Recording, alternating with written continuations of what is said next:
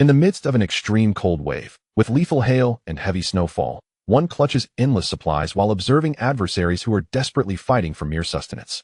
Additionally, there exists a formidable team of warriors, the Overlord Flower Brigade, relentlessly gathering resources in this apocalyptic world, growing stronger with each passing day.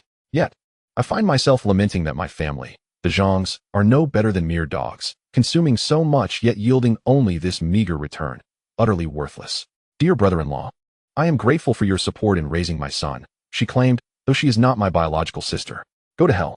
Liu Yu found himself confronted by his wife, along with his mother-in-law, brother-in-law, and neighbors, who forcibly broke into his home, taking his life and dividing the supplies he had gathered, even consuming a part of him. The pain was excruciating. Upon awakening, Liu Yu discovered himself lying on the floor of the same bedroom as Zhang Wei, drenched in cold sweat. Wasn't he supposed to be dead in the apocalypse? Gazing at the perpetual calendar on the wall, he noted the date, June 15th, 2025. Merely 15 days remained until the end of the world. Had he been reborn? Was it divine intervention that could not bear witness to his mistreatment by his mother-in-law's family and the neighbors? And what of the children? Were they not even his own? Had he unwittingly become a cuckold? No wonder his beautiful wife forbade him from watching over the children, fearing he might uncover the truth. They belonged to another. The money he earned had unwittingly enriched this depraved family. His mother-in-law, imperious and unreasonable, would strike or berate him, solely because he had grown up an orphan, bereft of parents. Although he had once pursued his wife during their university days, he was rejected and had only just relinquished hope when Zhang Wei approached him, claiming to agree to be with him, under the impression she admired his talents, when in truth, she coveted his wealth, seeking a legal father for her children. Every time his brother-in-law returned home, his mother-in-law would send him out to purchase items, specifying particular locations, taking hours for the round trip. Each time he returned, his wife would be there, engaged in such underhanded dealings. The family of his mother-in-law, along with those beasts in the neighborhood, had wronged him grievously in his past life. This time, he vowed to exact revenge. They lived nearby and had no escape from his wrath, understanding that the impending apocalypse necessitated the accumulation of wealth and supplies. He recognized that revenge could be executed without direct violence. He could simply observe as human nature descended into chaos, leading to mutual destruction. Financial matters were paramount. He was the legal representative of two companies, eligible for loans. And what of the Zhang family's rivals? Did they not desire the Zhang company? As the legal representative, he could procure contracts and sell them directly. The Zhangs wished to turn him into a professional debtor, yet this time, fortune favored him. However, time was of the essence. While bathing, Liu Yu suddenly sensed a vast expanse of white within his mind. Was this a space? As he explored, he discovered its considerable size and a significant advantage. It maintained a constant temperature for any object placed within. The drawback, however, was that living beings could not be stored inside. Observing the dead fish on the ground, Liu Yu began to comprehend the utility of this space.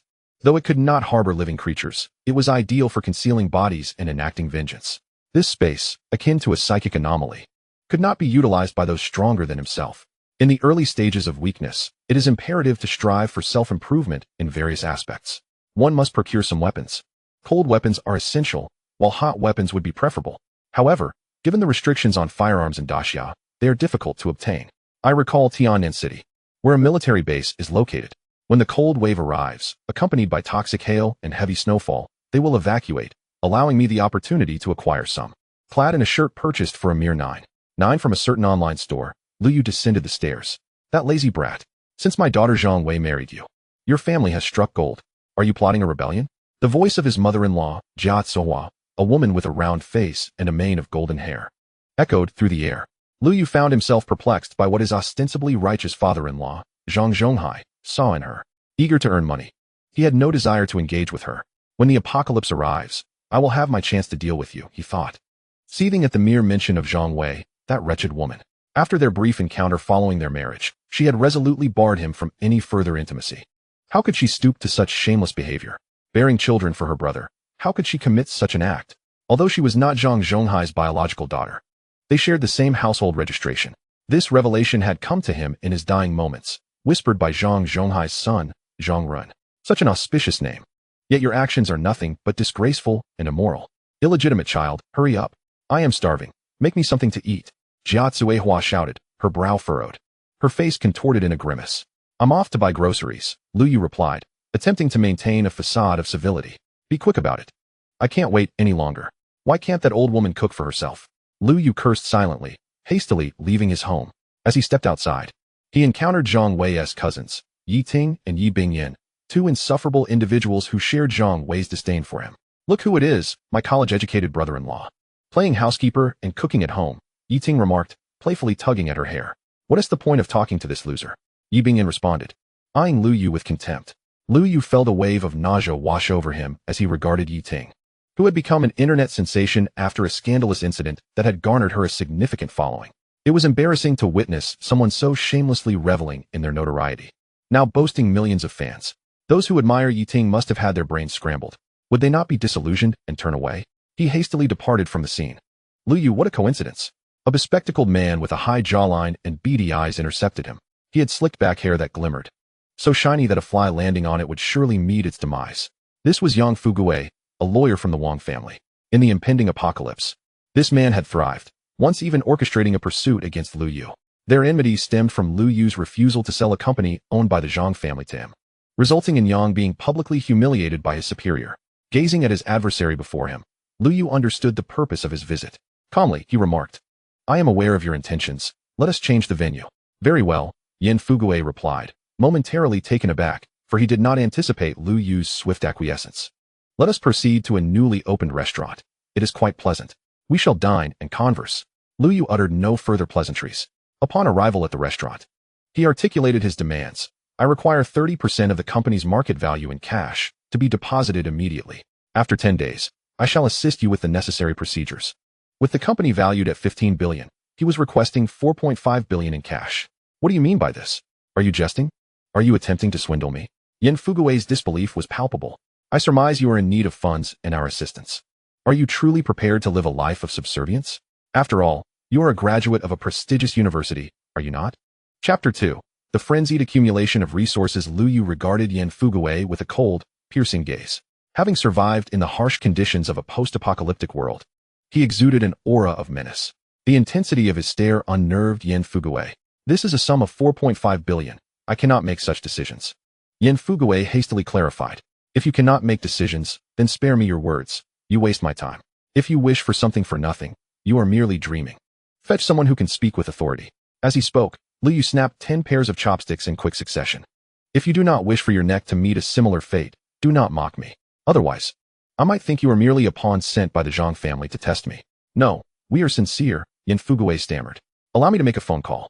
Witnessing Liu Yu's demonstration of strength, Yan Fugui felt a surge of fear. Beads of sweat formed on his forehead. Was this truly the son-in-law of the Zhang family? He was terrifying, his gaze lethal. "Hurry, we have no time for idle chatter."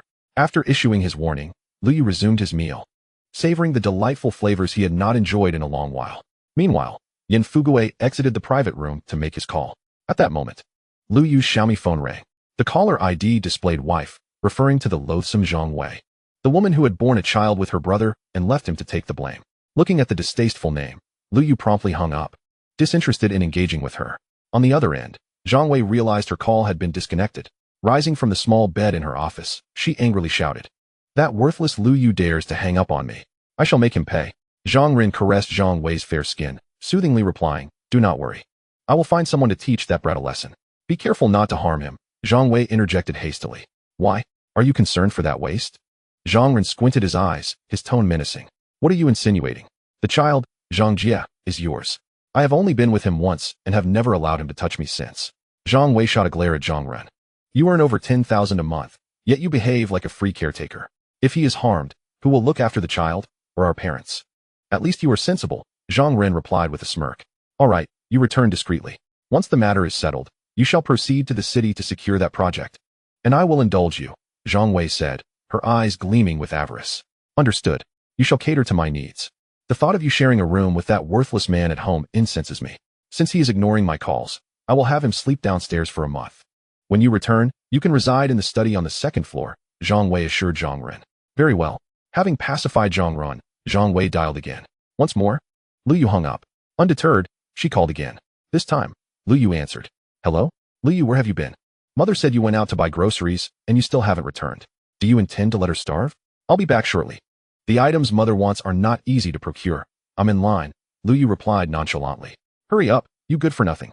If you make my mother angry, I will divorce you and ensure you leave with nothing," Zhang Wei threatened, astonished that he dared to offer excuses. Fine, as you wish.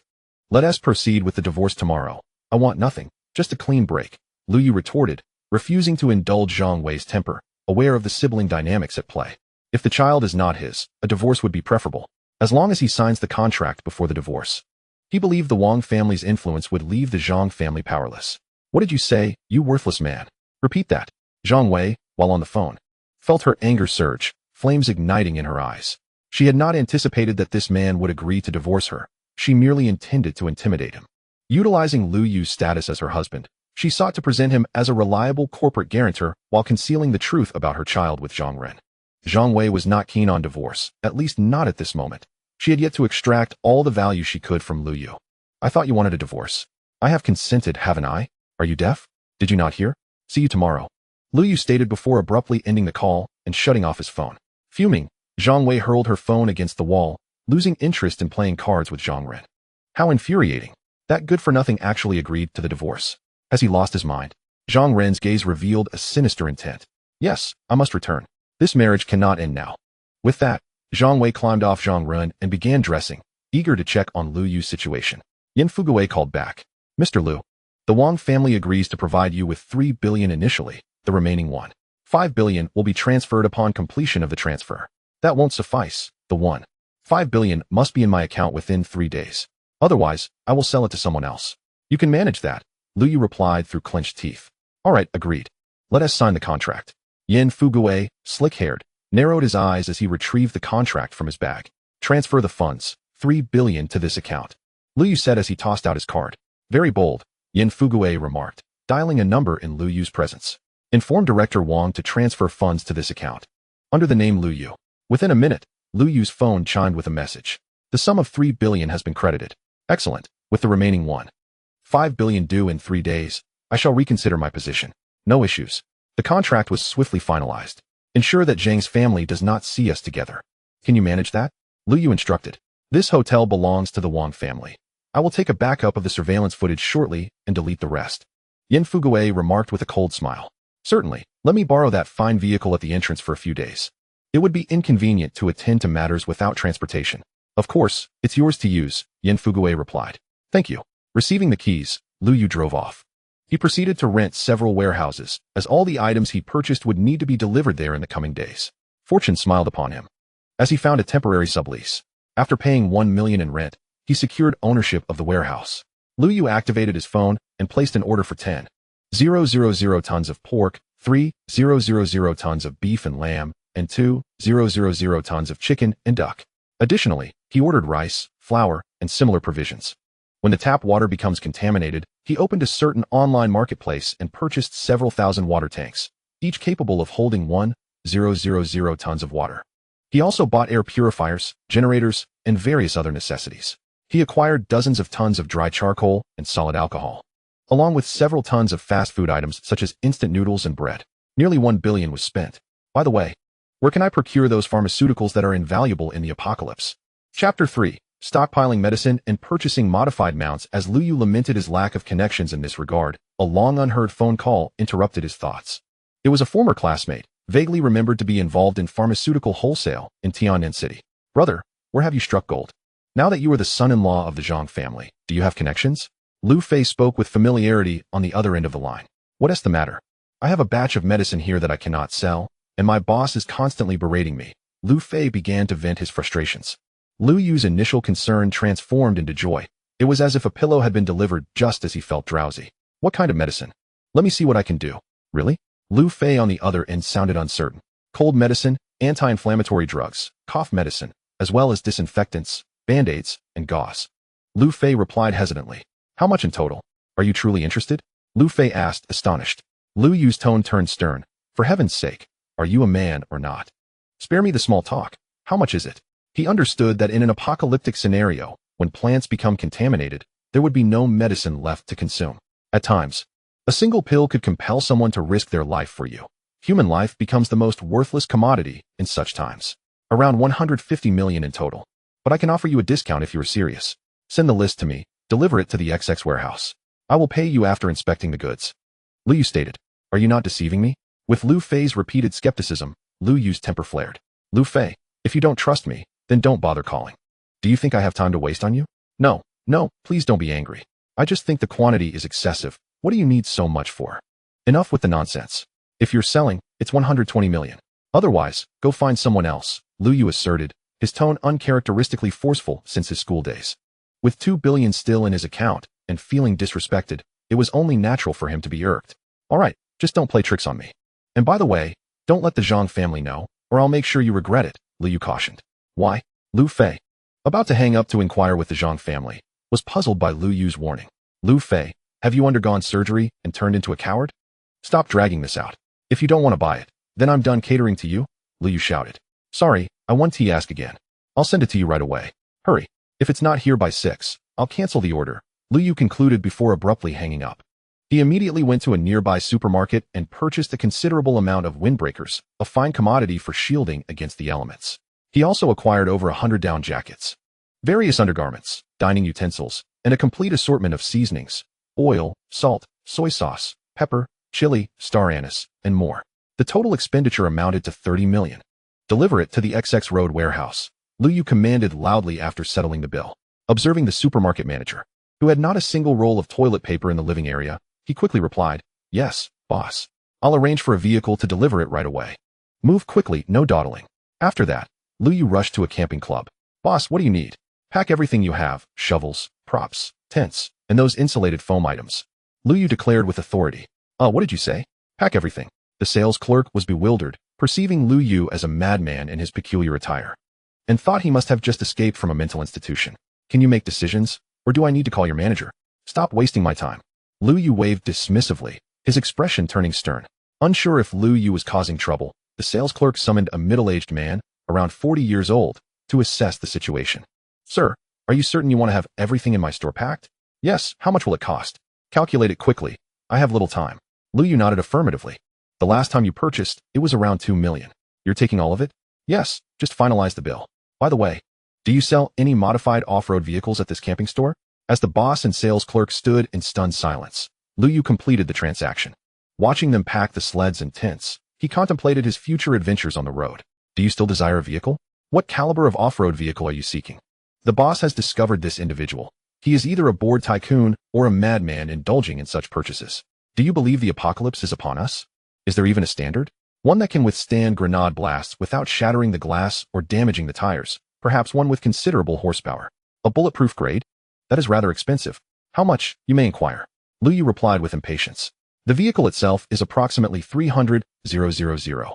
But the modifications according to your specifications will cost at least 1.5 million. When can it be delivered? Upon hearing that it is merely 1.5 million, Liu Yu's eyes did not even blink.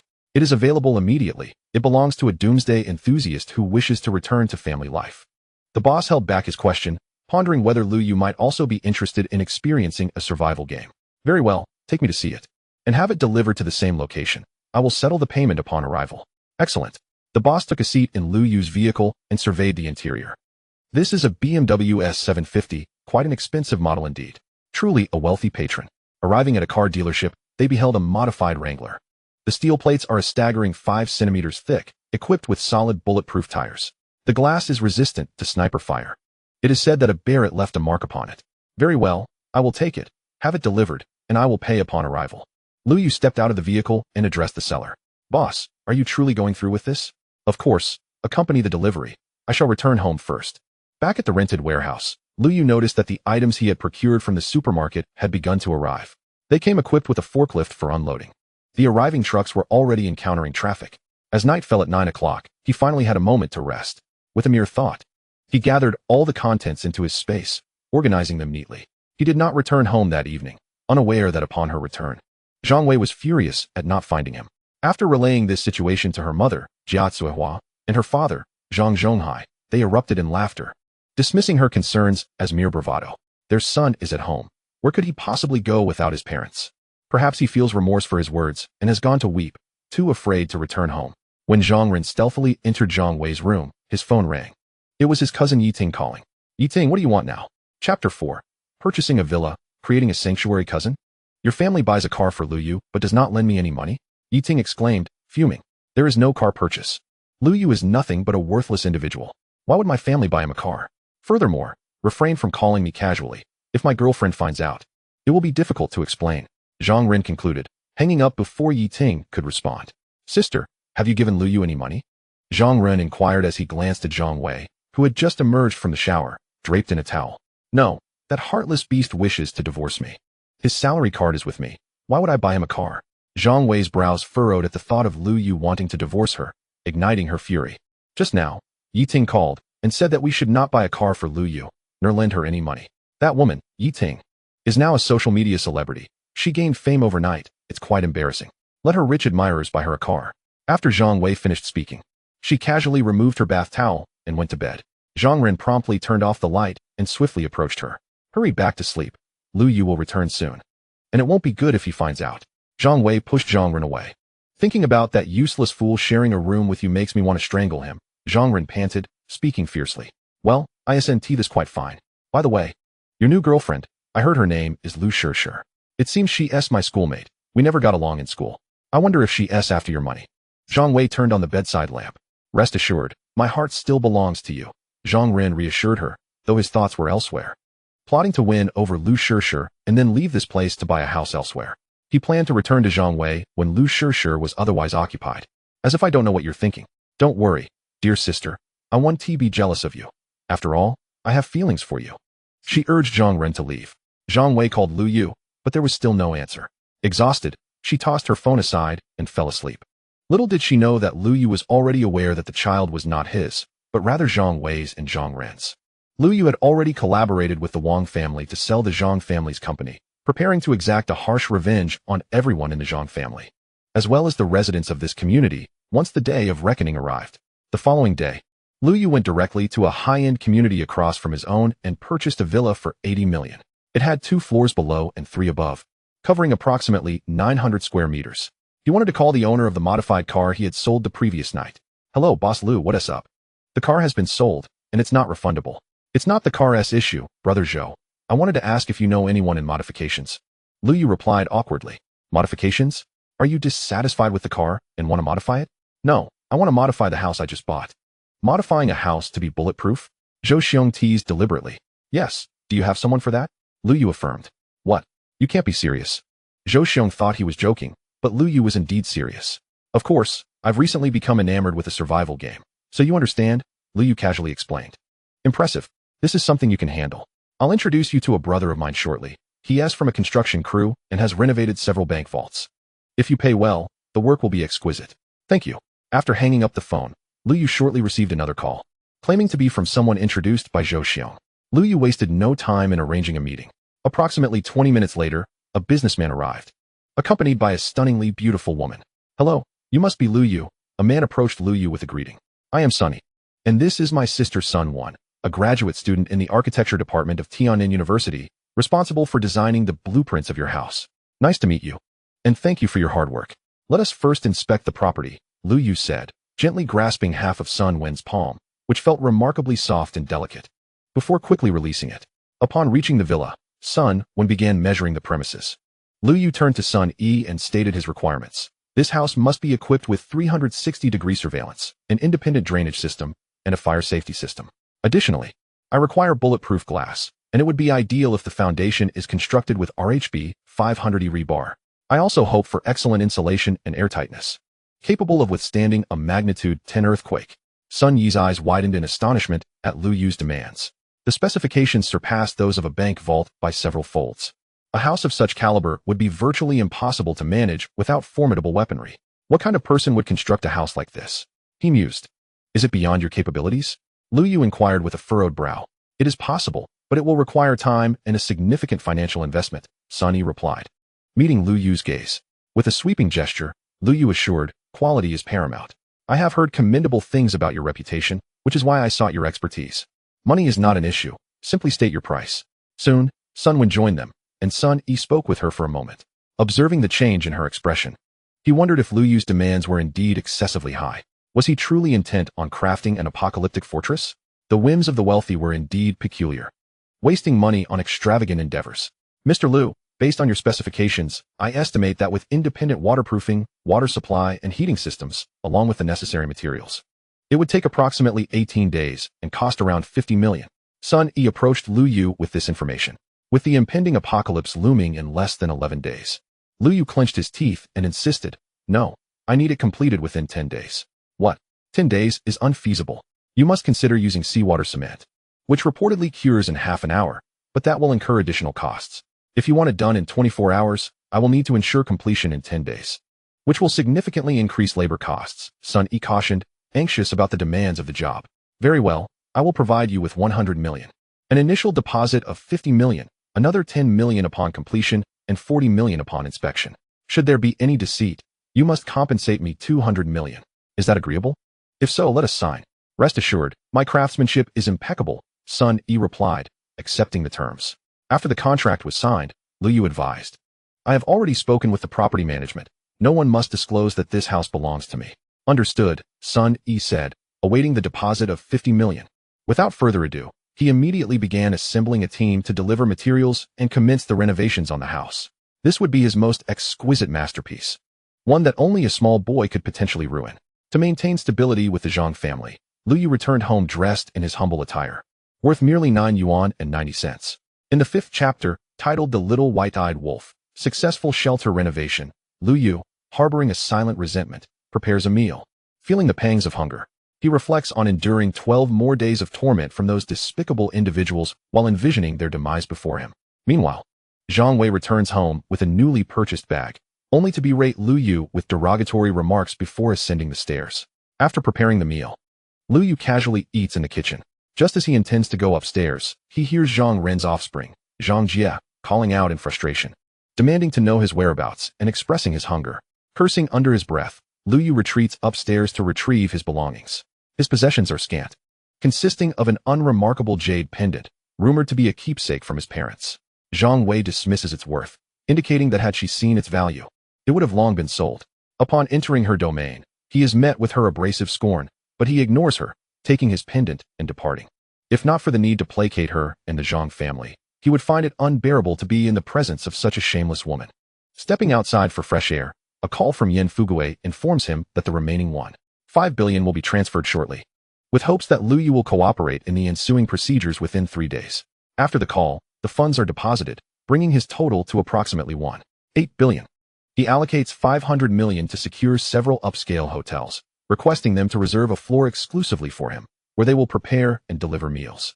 Regarding vegetables, Liu Yu knows of a nearby wholesale market that can supply fresh produce, a necessity given the impending apocalypse. The first day of the calamity arrives, marked by a chilling cold snap that plunges outdoor temperatures to a staggering -40°C.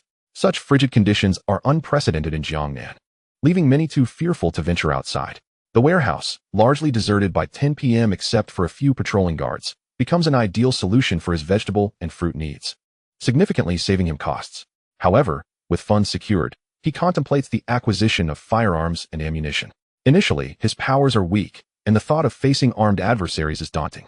The following day, with 11 days remaining until the end, Lu Fei calls, inviting Liu Yu to a meal. Liu Yu accepts, having realized the insufficiency of supplies. He expends another 500 million on daily necessities, including a variety of women's clothing and playful items, alongside ordering 10,000 water tanks, each capable of holding 10 tons of water. After a flurry of purchasing, he finds himself with approximately 120 million remaining and places another order for 500 million worth of fast food, including items from KFC. While dining at a restaurant, Lu Fei encountered Liu Yu. In a gesture of gratitude, he urged Liu Yu to indulge in a drink. Curiously, he probed into Liu Yu's recent acquisition of numerous pharmaceuticals. Liu Yu, nonchalantly fabricating an excuse, piqued Lu Fei's interest when he inquired about his next destination. Contemplating his lack of firearms, Lu Fei's eyes brightened as he proclaimed, "I know a big brother in the underworld who possesses smuggled weaponry, both rifles and handguns. Let us go take a look. I intend to clandestinely export these drugs overseas and shall require arms." Aware of Lu Fei's intentions, Liu Yu falsely assented. Thus, Lu Fei guided Liu Yu to a relatively secluded bar, descending 3 floors to meet the aforementioned big brother. There, he spent 1 million to procure 2 handguns and 3 M14 rifles, along with 3,000 rounds for the handguns and 20,000 rounds for the rifles. Satisfied, Liu Yu departed, but not before Lu Fei, the young lad, cautioned him to remain vigilant and avoid detection by authorities. "Rest assured, Boss Wu, what am my introduction fee?" Lu Fei replied with a playful grin. "Here are 20,000, Take it. If you encounter any such gullible fools in the future, bring them to me, and you shall not go unrewarded." Grateful, Liu Yu left with the items, stealthily retreating to his space. Upon arriving at the warehouse, he received his goods, water tanks and barrels, stacked into small mountains after delivery. Fortunately, it was night, and no one noticed. Once he secured everything in his space, he drove tirelessly to the banks of the Yangtze River. There, he filled the tanks with water in batches, grateful for the ample depth and quantity, ensuring no one was around to uncover the situation. Otherwise, photographs could lead to an online frenzy. In an instant, his space contained hundreds of thousands of tons of water, and he departed contentedly. His next endeavor involved receiving the meals delivered from the hotel. After packaging dozens of tons, the takeout was finally complete. Gazing at over 200,000 meal packages, Liu Yu smiled with satisfaction. He also acquired several tons of red wine, beer, and white liquor, preparing for the impending cold wave. This foresight reflected the adage, "The early bird catches the worm, while the early worm becomes a meal for the bird." With ample preparations in place, Liu Yu felt everything was nearly set, awaiting the arrival of the apocalyptic chill and its toxic hail. Envisioning the despair of those pleading for mere bread or a bottle of water, he could already picture Zhang Wei and his family kneeling before him in desperation. The countdown to the end of days stood at 4 days. Meanwhile, Sun Yi had finally completed his tasks and invited Liu Yu for inspection. Observing the electronically enhanced 20-centimeter thick door, along with a comprehensive surveillance system and independent circuitry, Liu Yu verified his fingerprint and iris recognition. This residence, fortified for his security, would remain impenetrable to all but himself. The entire villa had been restructured, leaving Liu Yu exceedingly pleased. After settling the final payment of 40 million, only a mere 20 million remained in his account. As he prepared to depart, Liu Yu expressed his gratitude to Sun Yi and the Sun siblings by packing 2 bags filled with essentials, down jackets, compressed biscuits, some chili peppers, a bottle of white liquor, thermal gloves, a hat, and a spade. He addressed them earnestly, saying, "You have assisted me. These items are crucial. Keep them close, for they may save your life in dire times." Upon seeing the contents of the bags, Sun Wen furrowed her brow. This Liu Yu, while generous with his finances, does he truly consider these paltry gifts sufficient as thanks? Is this worth even 500? Just as she was about to voice her thoughts, Sun Yi interrupted, mindful that he had profited several million from Liu Yu. It was only fitting that he received nothing in return. After expressing their thanks, they took the items and left. "Brother, who is this Liu boss? He spends 100 million to renovate a villa, yet gives us items worth scarcely 1,000, Sun Wen remarked. "Never mind, sister. I have earned quite a bit this time." Liu Yu seems to harbor no ill intentions. Perhaps these items will indeed prove useful. Chapter 6, An Outrage. Seize the rogue with 3 days remaining, Liu Yu returned to the Zhang residence. Preparing a meal for the vexatious Jia, Suihua, and Zhang Zhonghai before vanishing from their sight entirely.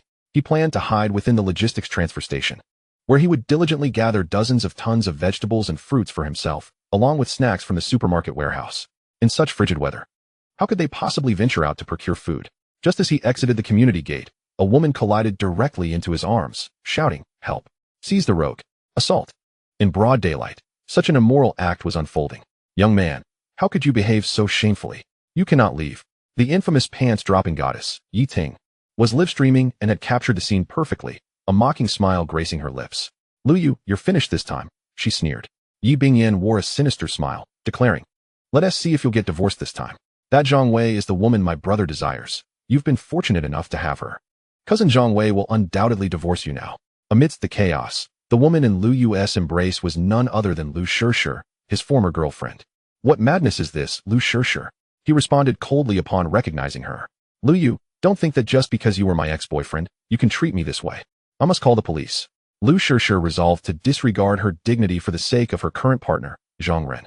This was part of a malicious scheme involving herself, Yi Ting, and Zhang Ren.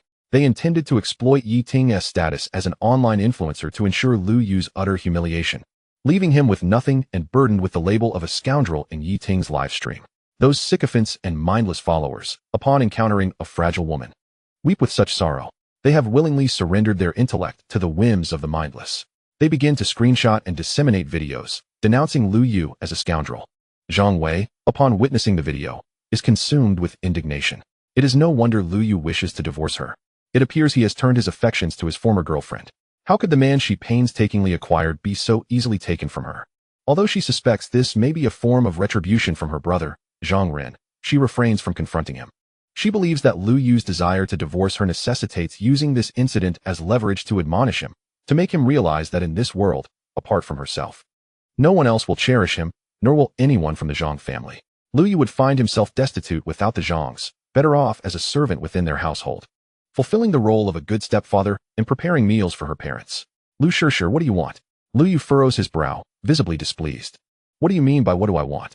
You lecherous man bully me, and you dare to inquire about my desires? Lu Shishir retorts, infuriated. Bah, a scoundrel. A worthless man who preys on women. Under the influence of Yi Ting, Liu Yu is besieged by the mindless followers in her livestream, who seem to have lost all sense of reasoning, denouncing him with fervor. Observing this outcome, she feels immense satisfaction. Zhang Ren has directly invested 100,000 yuan into Douyin and Weibo, purchasing numerous trending topics. Instantly, the internet's oblivious followers erupt with fury, as if Liu Yu had wronged their wives, girlfriends, or mothers. Many even inquire about the location, eager to confront the real Liu Yu. When the authorities arrived, they took both Liu Yu and Lu Shishir for questioning, examining the nearby surveillance footage. To their astonishment, the recordings were either malfunctioning or captured only blind spots. In short, Liu Yu is in deep trouble. He is seething with rage, particularly towards the conniving Lu Shishir and the likes of Yi Ting and Yi Bingyan. After midnight on the day after tomorrow, the apocalypse will descend. I still have a plethora of supplies yet to acquire, even if it means eliminating Yi Ting's entire family and Lu Shishir's. It would hardly be worth the value of those supplies. In the graduate dormitory of Tiannan University, a stunning beauty, with alabaster arms glistening with a misty sheen, emerges from the bathroom, for the heat is unbearable. A woman seated nearby exclaims in exasperation, I have never encountered such a shameless man, bullying a delicate woman in broad daylight, taking advantage of her, and refusing to acknowledge it. It is a script, indeed. Nowadays, internet celebrities, particularly those beauty influencers, are the most unscrupulous individuals, instigating conflict between the genders merely to attract attention. The speaker, if Liu Yu were present, would surely be recognized as Sun Wen, the sister of Sun Yi, a remarkable woman endowed with both beauty and talent. Standing at 172 centimeters, she possesses long, alluring legs that captivate countless men. No one won. Look at this girl. How beautiful she is, yet tormented by beasts. Ah, she seems to be from our city. I wish I could strike him down. The woman speaking is a fervent admirer of Yi Ting. She is dark and plump, somewhat talented, yet unfortunately, no man is drawn to her. This is partly due to her penchant for boxing and partly because she is, quite frankly, rather unimpressive. She harbors a growing disdain for men, believing them all to be wretched. Whenever she witnesses a woman being mistreated, she erupts online, voicing her indignation. With her notable eloquence, she seizes the opportunity to express her thoughts. She dances across the keyboard with the agility of a warrior, taking down foes in a flurry of words. In a world devoid of emperors, the 9 sacred bodies battle the heavens. 100,000 cannot rival this woman. Her name is Ma Jinlian, Yi Ting's most ardent supporter. When allegations of deceit surrounded Yi Ting's video, she felt that women, regardless of their actions, were merely defending their rights. For 3 days and nights, she remained sleepless, lambasting those who questioned the authenticity of Yi Ting's video, her words dripping with venom. Yi Ting rewarded her with 3,000 yuan, and today, Yi Ting is live-streaming about a scoundrel. Ma Jinlian transforms into a verbal crusader, hurling invectives without resorting to profanity, her breath steady as she types away. Engaging in conversation with her roommate Sun Wen, her fingers dance swiftly upon the keyboard, targeting Liu Yu. The keys begin to smoke. Ma Jinlian switches to a new keyboard, continuing her assault in the live stream, driving away the skeptics. With the Yi family army at her side, she secures the domain of the live broadcast, defending Yi Ting's discourse. Sun Wen, intrigued, opens her phone to see whom her roommate is attacking. Upon recognizing the familiar face, her body trembles violently. It can't be him. Surely, a man of such good looks would not harbor vile thoughts when speaking to her. How could he be attracted to such a girl? Fortunately, Ma Jinlian begins to spread her campaign across various platforms, oblivious to Sun Wen's shock.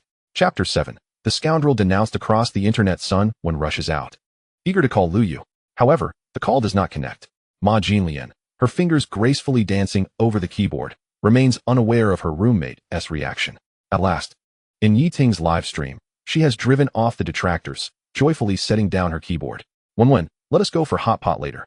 A new restaurant has opened near the school, and the food is quite good. Yet, there is no response. When she turns around, she finds Sun Wen has vanished. Where has she gone? She was just here. At that moment, her WeChat notification lights up, revealing a transfer of 2,000 yuan from Yiting. Well done, great collaboration. Should we encounter any more of these insignificant nuisances, feel free to reach out. After politely acknowledging the message, Ma Jinlian accepts the money. Meanwhile, in the detention center, Liu Yu's expression darkens.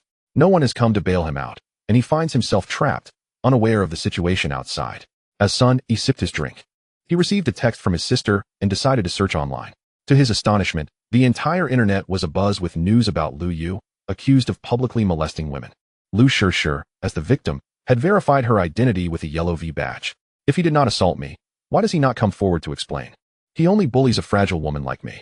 With her heartfelt lamentation, the entire web clamored for the authorities to impose severe punishment on this scoundrel Liu Yu, insisting that he must face the harshest consequences. Yiting's hired guns quickly disseminated these headlines, igniting a fervor online. Rational voices suggested waiting for the official investigation results. But they were met with public ridicule, and some even lost their jobs. The internet erupted in jubilation, casting Liu Yu as a universally condemned villain. Several of his former girlfriends emerged to share their grievances, claiming Liu Yu had tormented them during their high school and college years, leaving them too intimidated to speak out.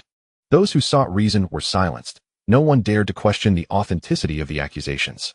In the Tiannan city, the Jianyi District Public Security Bureau, Officer Tang Ying, responsible for the case, felt overwhelmed. Within a mere hour, she received countless phone calls demanding that Liu Yu be punished severely. Meanwhile, faceless keyboard warriors seized the opportunity to defame the authorities, attempting to profit from the frenzy generated by this online spectacle. Little did they know that, by midnight, an apocalyptic scenario would unfold, leaving them trapped at home, unable to venture outside, and facing impending power outages that would sever all communication. Captain, someone is here with a lawyer, requesting bail for Liu Yu. A uniformed individual knocked on Tang Ying's office door. Very well, please let them in, Tang Ying replied wearily. Hello, I am Sun Yi, and this is the lawyer I have retained for Liu Yu, seeking his release on bail, Sun Yi informed Tang Ying. A bespectacled lawyer extended his hand and introduced himself. Captain Tang, I am He Chuan Yu from Elite Law Firm, here on behalf of my client to secure Mr. Liu Yu's bail, as you cannot detain him indefinitely based solely on one side of the story. This hasn't even been 24 hours, has it? Tang Ying inquired. Rubbing her temples, He Chuan Yu chuckled. That video lacks context. Is a brief online post credible? Furthermore, I understand that Liu Shishir is Mr. Liu Yu's ex-girlfriend. And Liu Yu is now married, with a wife far more beautiful than Liu Shishir's altered appearance. As for the alleged public indecency, I believe this matter warrants further investigation. Very well, your paperwork seems to be in order. Please submit the bail. But inform Liu Yu that he cannot leave Tiannan City until the investigation concludes, Tang Ying replied, eager to move past the issue. Thank you, Captain Tang. Elite truly lives up to its name. Conversing with you is a pleasure, He Chuan Yu complimented with a smile. Mr. He, no need for flattery. I am merely following procedure. Tang Ying gestured, please follow me. Upon arriving at the room where Liu Yu was detained, she scrutinized him intently. Liu Yu appeared quite handsome, not resembling someone who would engage in sordid activities. Liu Yu, someone has come to bail you out. I hope that during these few days, until the outcome is revealed, you refrain from leaving. It would be prudent for your lawyer to seek out the victim. Reconciliation would be most beneficial, Tang Ying stated coldly. Observing Tang Ying, who stood at around 170 centimeters with a compact physique, her attire clung closely to her form, presenting a somewhat grand appearance. A beauty deserving of no less than an 85 out of 100, Liu Yu mused, rating her slightly lower than his indifferent wife. Thank you, he replied with a smile as he was released. Sensing his gaze lingering on her, Tang Ying warned, young man, behave yourself outside. And do ensure you don't fall into my hands again. Thank you for your sage advice, Captain Tang. Perhaps after tomorrow, you might find yourself in need of my assistance, Liu Yu retorted with a nonsensical remark before departing. As he watched his retreating figure, Tang Ying felt a mixture of amusement and irritation. Young man, anyone can boast. Getting himself incarcerated is well-deserved. Mr. Liu, you are free. This is He Chuan Yu, your lawyer. Thankfully, we had his assistance today, Sun Yi exclaimed upon seeing Liu Yu emerge. Ah, it was you, brother Sun, who facilitated this. My sincerest gratitude. I shall certainly repay the favor when the opportunity arises. He Chuan Yu, a man who worked for remuneration, shook Liu Yu's hand and advised, Mr. Liu, once you are out, I hope you do not leave Tiannan City. Captain Tang likely informed you of this. Liu Yu thought to himself, leave? Not a chance. I have yet to exact vengeance on that wretched mother-in-law's family, as well as the predatory neighbors in that community, and those who conspired against me. Am I to simply walk away? Clearing his throat, he replied earnestly, thank you, lawyer He. Rest assured, I shall not leave. Very well, My business here is concluded. It is quite late. Farewell, Kuan Yu stated succinctly, grabbing his bag and departing. Upon exiting the police station, Liu Yu inquired, Mr. Liu, shall I escort you back? Thank you. By the way, brother Sun, did you place what I gave you in the car? Liu Yu suddenly remembered to ask. Sun Yi paused momentarily before responding. Rest assured, it is in the trunk. By the way, Mr. Liu, do you know something? I merely had a peculiar dream, as if it were the apocalypse. So I made some preparations. Of course, it is for the best that nothing transpires. Liu Yu could not divulge his return from rebirth, thus fabricating a whimsical explanation instead. Although it was a lie, it was one of good intention. Indeed, I hope that day does not come, Sun Yi replied. And the conversation fell silent as they neared their destination. Chapter 8. Tempting the victim. Upon arriving at the community, Liu Yu expressed concern, Brother, you've done me a great service. In times of peril, do come to me. I can offer you a sanctuary. Sun Yi chuckled awkwardly. Are you referring to that doomsday refuge of yours? Indeed, there are many rooms available, and should you require one, I shall reserve it for you, Liu Yu stated earnestly. Thank you, my friend. If the need arises, I shall come by. I hope you will not hold it against me, Sun Yi replied, half in jest. Sensing Liu Yu's sincere tone, understanding that Sun Yi might not fully believe him, Liu Yu did not press the matter further and waved goodbye. Watching Liu Yu enter, Sun Yi drove away. He called his sister to inform her that Liu Yu had been released on bail. Upon receiving the news, Sun Wen's expression brightened. At last, she could rest easy. As Liu Yu entered the community gate, he was intercepted by an individual. Halt! Are you the owner of that building? Why are you returning at this hour?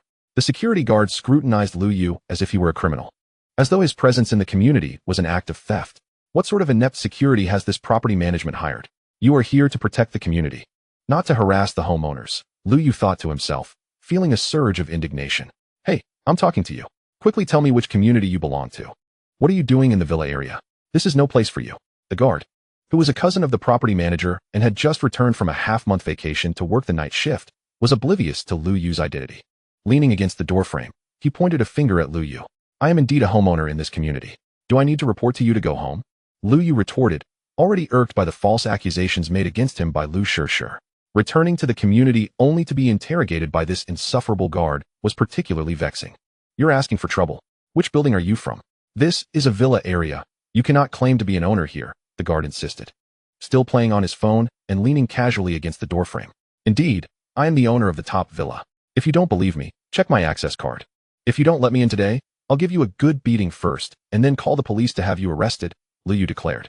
The guard, skeptical, could not fathom that such a long vacant villa could belong to someone as young as Liu Yu. With a disdainful scoff, he watched as Liu Yu, under his watchful eye, successfully unlocked the access door and entered. See, I am inside now. In the future, keep your eyes open and remember who you are dealing with. Liu Yu admonished the now humbled guard before heading towards his home. This villa was part of the same community as Zhang Wei's residence, merely separated by a wall. Once Liu Yu had distanced himself, the guard spat contemptuously. What a joke. It's all thanks to your parents' money. Without such fortunate parents, you'd either be working in a factory or standing here like me, sweating under the sun while keeping watch. If a dog came in, I'd still have to smile at it. Liu Yu was oblivious to the fact that the security guard had insulted him. For such individuals, engaging in self-deprecation was unnecessary. They embodied the very essence of resentment, unable to bear the sight of others' success, bullying the weak while cowering before the strong, and viewing others with disdain. Upon returning home, he took a warm shower and then lay down to rest. The next day marked 2 days until the apocalypse countdown. When Liu Yu awoke, he opened his phone and called Liu Shishir. Hello, who is this? Liu Shishir inquired, her voice still hazy with sleep. Liu Shishir, have you forgotten who I am after accusing me yesterday? Liu Yu replied calmly. Liu Yu, how did you get out? Liu Shishir asked, astonished. Isn't it normal for me to be out? How much did Zhang Run or Yi Ting pay you to slander me? Liu Yu inquired, his tone devoid of anger, as if the events of the previous day were unrelated to him. What does it matter to you? You called to reconcile. Let me make it clear, that is impossible. Liu Shishir retorted angrily. Liu Yu smiled indifferently. We once had a good relationship. You treated me this way for money. I don't care. If you need money, you can come to me. You have money? A live-in son-in-law like you has nothing. Liu Shishir scoffed, convinced that Zhang Wei's family must have bailed him out, and he was merely calling to gloat. Add me on WeChat. I'll show you my balance. After you see it, we can talk. This is my phone number. Fine. Let us see what trick you're playing, Liu Shishir said, her attitude slightly shifting. After hanging up, Liu Shishir quickly sent a friend request, which Liu Yu accepted without hesitation. Liu Yu, it's me. Let me show you how much I have in my online banking. Liu Yu typed before sending a screenshot to Liu Shishir. When Liu Shishir saw the balanced screenshot, it displayed a total of 10 digits, including the decimal point. This is 70 million. How can you have so much? She thought, initially suspecting the screenshot was fabricated, but soon dismissed the doubt. She recognized that one of her bank cards had a similar interface, complete with a timestamp. This was indeed genuine. How can a live-in son-in-law like you possess such wealth? Did you steal it? Liu Shishir questioned skeptically. Liu Shishir, how I acquired my money is none of your concern. You'll soon receive news about it. By the way, this BMW is yours if you like it. Liu Yu sent, referring to the car he had obtained from Yin Fuchi, worth nearly 1 million. If I like it, will you withdraw the lawsuit? Liu Shishir probed. No, spend one night with me, and the car is yours, Liu Yu replied. You rogue. Do you know how much I can gain by being with Zhang Xiao, your brother-in-law? Liu Shishir typed in anger. Liu Yu, a rogue, disdainfully remarked, Liu Shishir. Are you worth millions? Out of respect for our past, I extend to you a solitary chance. What have you gained from following that wretched man? Zhang marrying you? Dream on. There is no need for you to respond now. Simply inform me by 6 p.m. tomorrow, or your words will hold no weight. Upon finishing his statement, Liu Yu disregarded Liu Shishir, fully aware of her materialistic nature, and sensed a burgeoning awareness within her, as though she possessed the ability to read minds. His words had left Liu Shishir in a state of hesitation and contemplation, unaware of her true thoughts. He sent a message to Yin Fuguwei, stating, I have just emailed you the materials. Assemble the right team to disrupt the Zhang family's focus. We can then acquire the remaining shares of their company. Chapter 9. The Zhang family's scandal unveiled quite ruthless, Yin Fuguwei remarked, his eyes widening in disbelief as he perused the information Liu Yu had sent. He had not anticipated the Zhang family's offspring to engage in such debauchery.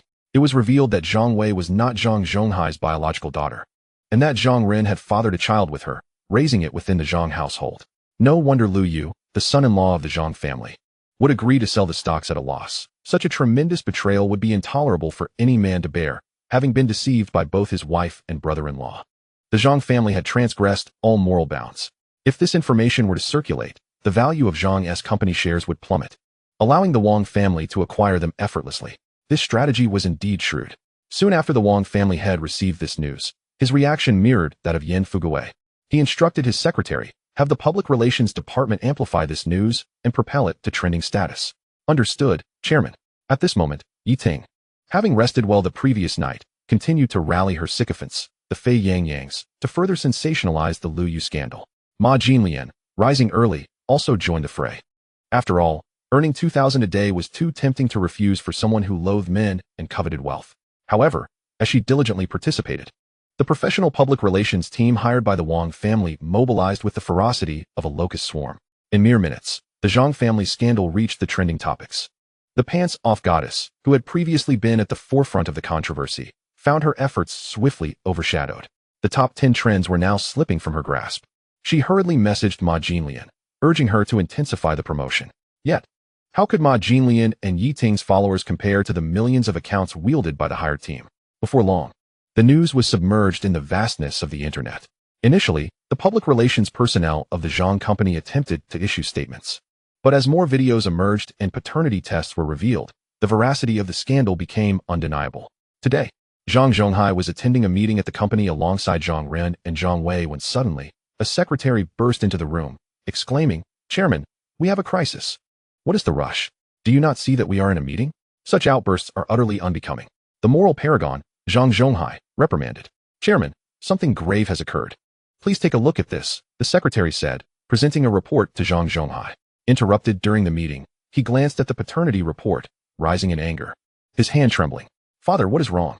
Zhang Wei rushed over to inquire. Zhang Ren also approached. Father, are you all right? Should we take you to the hospital? Look for yourselves at this disgraceful affair. The self-righteous Zhang Zhonghai discovered that his adopted daughter had, in an appalling twist, borne a child with his son, and worse, that the news had reached outsiders. He raised his hand and delivered a resounding slap to Zhang Wei, exclaiming, You wretched girl, how could you bring such shame upon us? Zhang Wei was stunned, bewildered by the unfolding drama. Zhang Ren, upon seeing the news, could not help but smile bitterly, feeling as though all strength had drained from him. Only he and Zhang Wei were privy to this secret.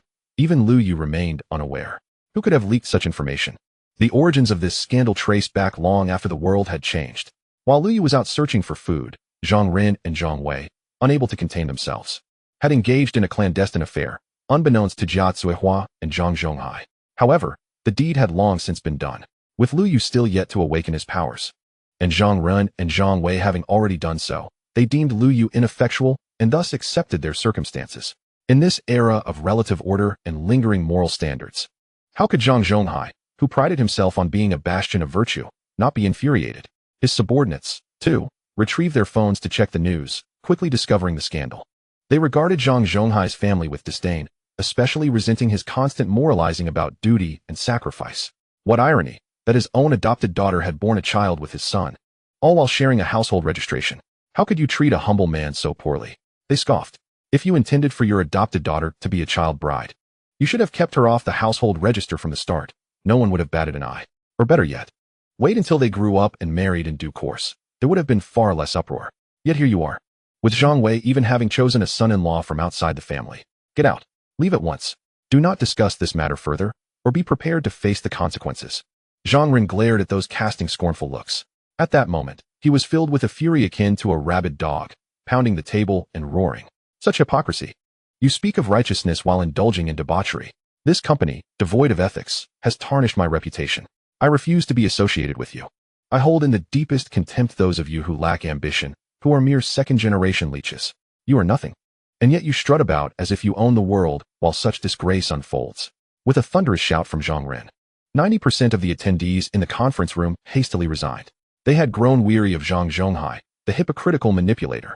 Today, his insidious nature erupted in full view. The crowd recoiled from him as if he were a plague. Go investigate which competitor has slandered me. Pay them to remove this news from the website, he commanded, striving to mitigate the negative impact of the scandal on the company. Once he had regained his composure, Zhang Zhonghai began to take action. In no time, tens of millions were funneled into public relations efforts, and the news began to stabilize, albeit slightly. However, the repercussions in the stock market were a different story. Investors lost faith in the Zhang family, leading to a significant decline in their stock prices, which plummeted to the limit by midday. Chairman, the Zhang family has intervened and spent money to quell the rumors, Yan Fuguwei reported. You should issue a statement asserting your willingness to bear legal responsibility for this news, subtly implying that the source is Liu Yu, but do not disclose the name. Understood? Yes, came the reply. Allocate 100 million to silence several major news and financial websites. This information must be contained. Do you understand? Immediately, shortly after this news was disseminated, the previously calm reports reignited fervor. Father, it's bad. The news has resurfaced. It seems our competitor has launched a public relations offensive, came the alarmed report. Zhang Zhonghai's face darkened. How did the Wang family learn of this news? What is the current state of the stock market? Could it be that Liu Yu's little bastard leaked the information? As long as he can obtain the child and my hair. Chapter 10. Stealing takeout. Have the villains aged, or have the elderly turned villainous? Perhaps, for now, the priority is to stabilize the company before dealing with that brat. Zhang Zhonghai felt that Liu Yu had embarrassed him in Tiannan City, across Jiangnan province, and even in the Great Xia. Naturally, he would not let him off easily. But the company could not afford any losses. Understood, father. I will take action immediately. Send someone to deal with Yan Fuguwei's family. That scoundrel is too treacherous. The scandal surrounding the Zhang family in Tiannan City spread like wildfire. Those who once admired Zhang Wei began calling to inquire about the situation. She, of course, could not admit the truth, insisting it was a smear campaign by competitors. Rest assured, Zhang Wei, even if Liu Yu forsakes you, I will still wait for you. You know I have always held feelings for you, messaged the Cinder, Wang Hai, who had clashed with Liu Yu during university and was Zhang Wei's neighbor in the dormitory. Once rivals in their pursuit of Zhang Wei, both had been turned down by her. Not long after graduation, Wang Hai heard that Liu Yu was thriving in a company, which only fueled his envy. Now, upon hearing news of Zhang Wei, he was furious to discover that the woman he adored had married Liu Yu and had borne his child. Learning of Zhang Wei's plight today, he believed Liu Yu would inevitably abandon her, and after years of harboring feelings for Zhang Wei, he sensed an opportunity had finally arisen. One must seize this opportunity. When the time comes, the resources of the Zhang family will be readily available, ensuring a life of abundance. If the child is not one's own, so what? In due course, one can simply have another child with Zhang Wei. Upon seeing the message from the sycophant Wang Hai, Zhang Wei unexpectedly responded with a simple thank you, causing Wang Hai to leap for joy in his office, convinced that fortune was finally smiling upon him. His goddess had noticed him, and the prospect of wealth loomed just ahead. His resentment towards Liu Yu deepened. Meanwhile, Liu Yu, observing the news online, couldn't help but smirk. The Zhang family had become notorious in Tiannan, now regarded as despicable by all. Unbeknownst to this, Jia Zuehua was out for a stroll in the neighborhood with her grandson Zhang Jia. When others pointed fingers at her, she put down the child and hurled insults back. However, as more people joined in the condemnation, her blustering demeanor began to falter, and she retreated, tail between her legs, back to her home. She called Zhang Wei to inquire about the veracity of the news, to which Zhang Wei reluctantly confirmed it was true. Surprisingly, Jia Zuehua, far from being enraged, jubilantly exclaimed, Wei, thank you for giving our Zhang family a grandson. I shall treat you better than my own daughter. Faced with such unexpected consolation, Zhang Wei felt somewhat reassured, pondering that perhaps it was not so grave after all. Had she not merely made a common mistake that many women commit? If need be, she could sever ties with the Zhang family, and having birthed a grandson, she could consider herself a benefactor. Those who criticized her were simply envious. Pitiful creatures leaping about online like fleas. If they had been in her position, they might have behaved even more outrageously. After this self-affirmation, Zhang Wei concluded that the sky had not fallen. Rather, things were progressing positively. In the future, she would no longer need to hide her relationship with Zhang Ren. As the hypocrite Zhang Zhonghai propped up the crumbling Zhang family business, the Wang family began to aggressively acquire undervalued stocks. While surfing the internet, Ma Jinlian stumbled upon the news, and, upon realizing it was Liu Yu's wife, she connected the dots, igniting a new wave of gossip. How did she know? Naturally, it was Yi Ting who informed her. At that moment, Ma Jinlian received a transfer of 3,000 yuan from Yi Ting, and she was overjoyed, eagerly spreading the news within her dormitory. After watching Ma Jinlian's shared video, Sun Wen recognized Liu Yu and discreetly stepped outside to send him a message. Are you alright? Have you seen the news online? To which Liu Yu quickly replied, I'm fine. Please take care of yourself. Sun Wen contemplated offering him comfort, but was unsure how to respond, ultimately putting away her phone. Many, including Liu Yu's former classmates, sent mocking messages in response to the unfolding events, including his university classmate Wang Hai, along with his high school class monitor and his sycophants. Liu Yu received no response. This grudge, naturally, would be remembered, to be settled properly when the apocalypse arrived. The one who laughs last is the true hero. Yi Ting, dancing on the edge of death, certainly did not miss the opportunity to mock Liu Yu, and neither did her sister, Yi Bingyan. Little did they know that the entire Yi family was also on Liu Yu's list of targets. Observing their revelry, a cold smile crept upon Liu Yu's lips. Let them revel for a while. When the time for vengeance comes, let them not weep or plead for mercy, maintaining the same bravado they exhibit now. And he would commend them for it. What Liu Yu did not foresee was that Liu Shishir would take the initiative to call him, agreeing to meet before 6 o'clock the following evening. Unbeknownst to him, Liu Shishir had already acquiesced to this arrangement before 6 o'clock that very evening. Having seen through Zhang Ren's sweet words, though she was somewhat materialistic, she had enough sense not to offer her virtue to Zhang Ren. Each time he was left wanting more, she displayed a hint of cunning, making him yearn for her even more. He had promised many things, asserting that once he had her, she would receive them. Aware that Zhang Zhonghai would not easily relinquish control of finances to Zhang Wei and Zhang Ren, she naturally did not buy into Zhang Ren's empty promises. Fine, I will give you an address tomorrow. Just come over, she said. After hanging up the phone, a cold smile returned to Liu Yu's face. Adjusting himself, he awaited the arrival of his takeout, which soon arrived. However, upon going to retrieve it, he discovered it was gone. Damn it, was it even delivered? Liu Yu called the delivery person to confirm. He was informed that it had indeed been delivered to the security booth. Upon reaching the booth, he found nothing there. Cursed be it, who had taken it? He spotted an elderly woman with a child, enjoying his takeout.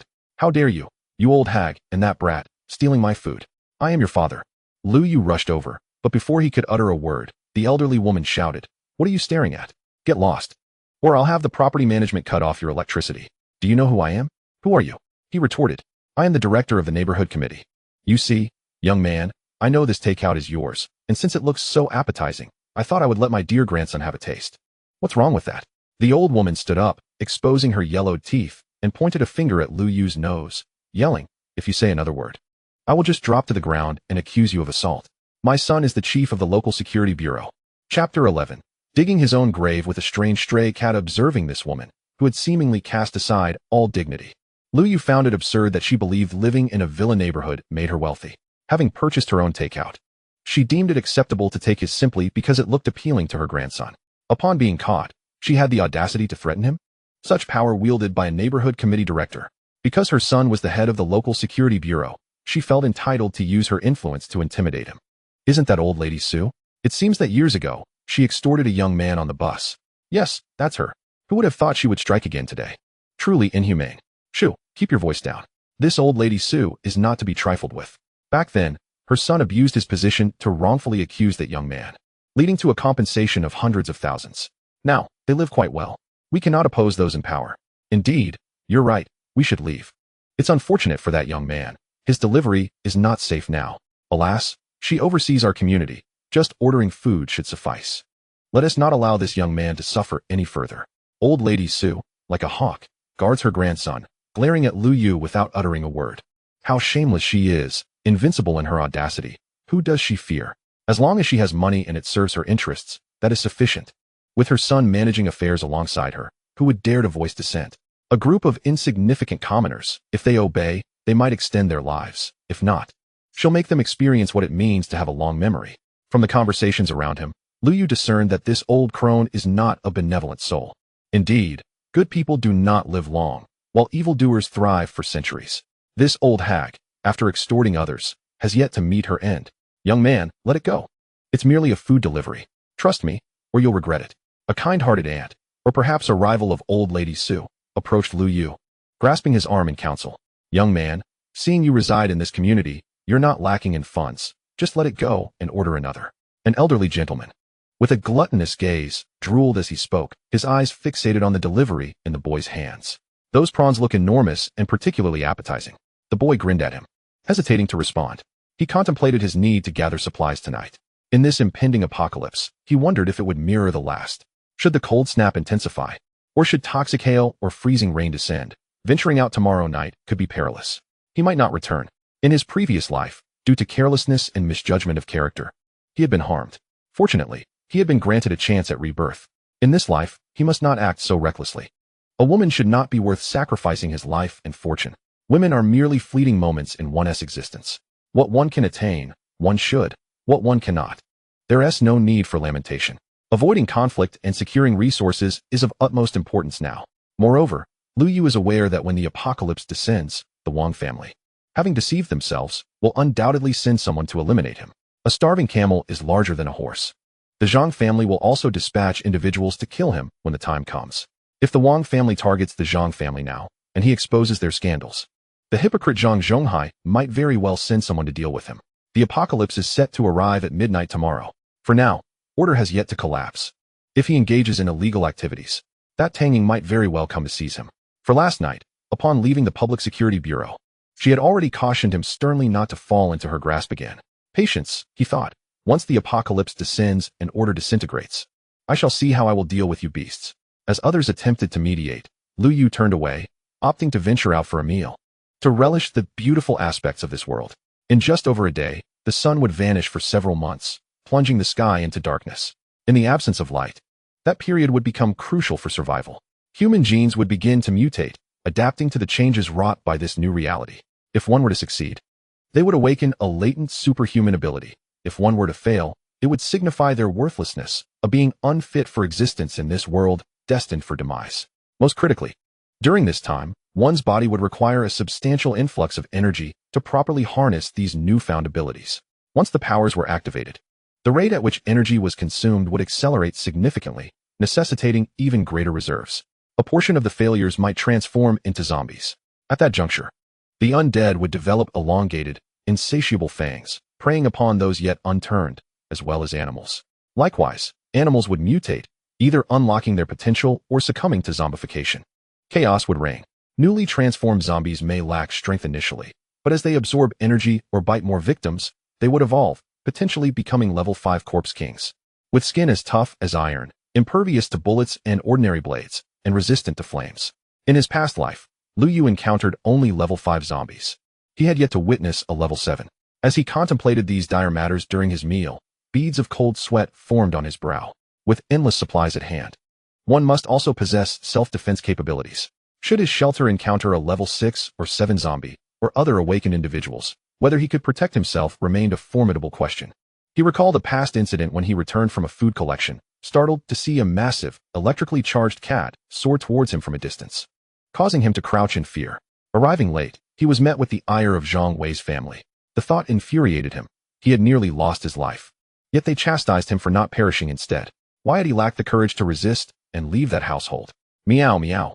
The sound of a cat interrupted Liu Yu's ruminations during his meal.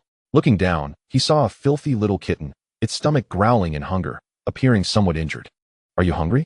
Liu Yu mused, recognizing the kitten's plight mirrored his own from his previous life, lacking the care of a family. With the apocalypse looming, it might freeze or starve to death. Meow, meow, meow. The kitten emitted a rapid succession of cries, affirming its dire hunger. Liu Yu smiled and said, "All right. You can have these 2 big prawns, but only if you agree to come back with me. Otherwise, refrain from eating." Immediately after speaking, he regretted his words, pondering whether this stray cat, devoid of any intelligence, could truly comprehend him. The cat protested with a series of meows, its drool dripping down. Yet, an astonishing occurrence transpired. Chapter 12, Stealing My Takeout and Playing the Victim? This silver tabby stray kitten indeed followed Liu Yu's instructions, drooling as it sat motionless. Its pitiful gaze fixed on the food below. Did it truly understand me? Liu Yu mused, feeling a strange familiarity. It reminded him of a ferocious beast he had encountered in his past life. That beast, capable of flight, had nearly crushed him with its overwhelming presence. Liu Yu knew that in the apocalyptic world, many ferocious creatures had emerged from ordinary animals that had undergone mutations. If this kitten were indeed a manifestation of such a beast, he would be fortunate. After all, he lived alone, possessed ample resources, and could easily care for a kitten, which would also alleviate his boredom. He reiterated, "Go ahead and eat. Once you finish, we will return home." The kitten responded with a meow, and the 2 began to enjoy their meal together. Once they had nearly finished, Liu Yu turned to the kitten and said, "All right, let us head home." The kitten meowed in response and followed closely behind him as they made their way toward the community. Not far into their journey, they encountered the rotund and audacious Mrs.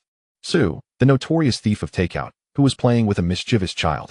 Upon seeing the kitten trailing behind Liu Yu, Mrs. Su picked up a stone from the ground, intending to throw it at the small creature. The frightened kitten emitted a desperate cry, startling the child, who ran into his grandmother's embrace, exclaiming, "Grandma, that wild cat is going to bite me. Let us kill it."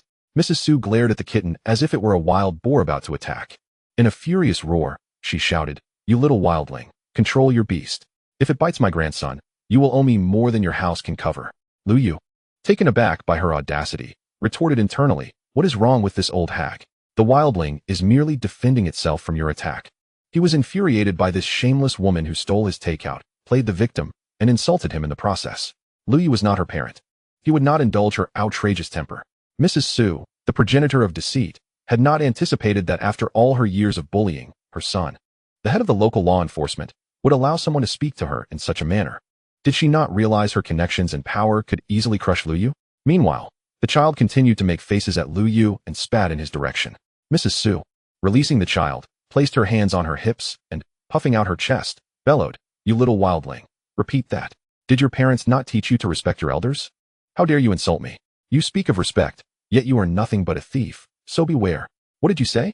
Repeat that if you dare. Do you believe I can have you taken away?" Old Lady Su berates others, wielding her authority to impose her will, yet she is not to be trifled with. "Come, Cobalt, let us not stoop to the level of beasts. Which owner allows their dog to relieve itself indiscriminately? Such lack of civility." After retorting, Liu Yu beckoned for the little kitten to leave. It dawned on Old Lady Su, her chest heaving with indignation, that Liu Yu had effectively likened her to a dog, defecating wherever it pleased. Her blood pressure surged dramatically. Unsteady on her feet, she nearly stumbled. "You wait, young man. I shall not let this go unpunished. I will ensure my son deals with you and have the property management expel you. Do not let me catch you again." Instead of heading directly home, Liu Yu opted to visit the property management office. He spent 200 yuan to bribe the security personnel in the duty room, downloading the video of Old Lady Su stealing his delivery and feeding it to her grandson. Upon returning home, after giving Cobalt a bath, he settled in front of the computer. With a simple edit, he uploaded the footage online, accompanied by the audacious remarks made by Old Lady Su during their earlier confrontation. He saved it in the draft folder, opting not to publish it immediately. After all, in the aftermath of the impending chaos, her son, the director of the security bureau, would be of no consequence before him. At that time, with society in disarray, should she dare to cause trouble, he would simply dismiss her with a laugh, as if she were insignificant. He casually selected a few films to watch, with Cobalt nestled in his arms, enjoying fish snacks while they both indulged in the entertainment. Life was indeed blissful. Meanwhile, Old Lady Su, having regained her composure, dialed her son's number. "Oang, what good are you to me? Speak for yourself." As soon as the call connected, she erupted in fury, berating her son, Wang Ba Wang, without reason. Engrossed in his work, he was taken aback, utterly bewildered by his mother's sudden outburst. He quickly inquired, Mom, why are you scolding me? What has happened? Humph. You should resign as the director of the security bureau. If you cannot even protect your mother from being bullied, what is the point? Old lady Sue cried, her voice trembling with anger and despair. In the past, when I was hit, you failed to defend me, leading to my disgrace online. Today, while playing with my grandchild in the community, a mere ruffian insulted me. What meaning does my existence hold now? Upon hearing his mother's lament, Wang Baowang clenched his fists, his tone growing grave. Mom, tell me exactly what happened. I will ensure you are avenged.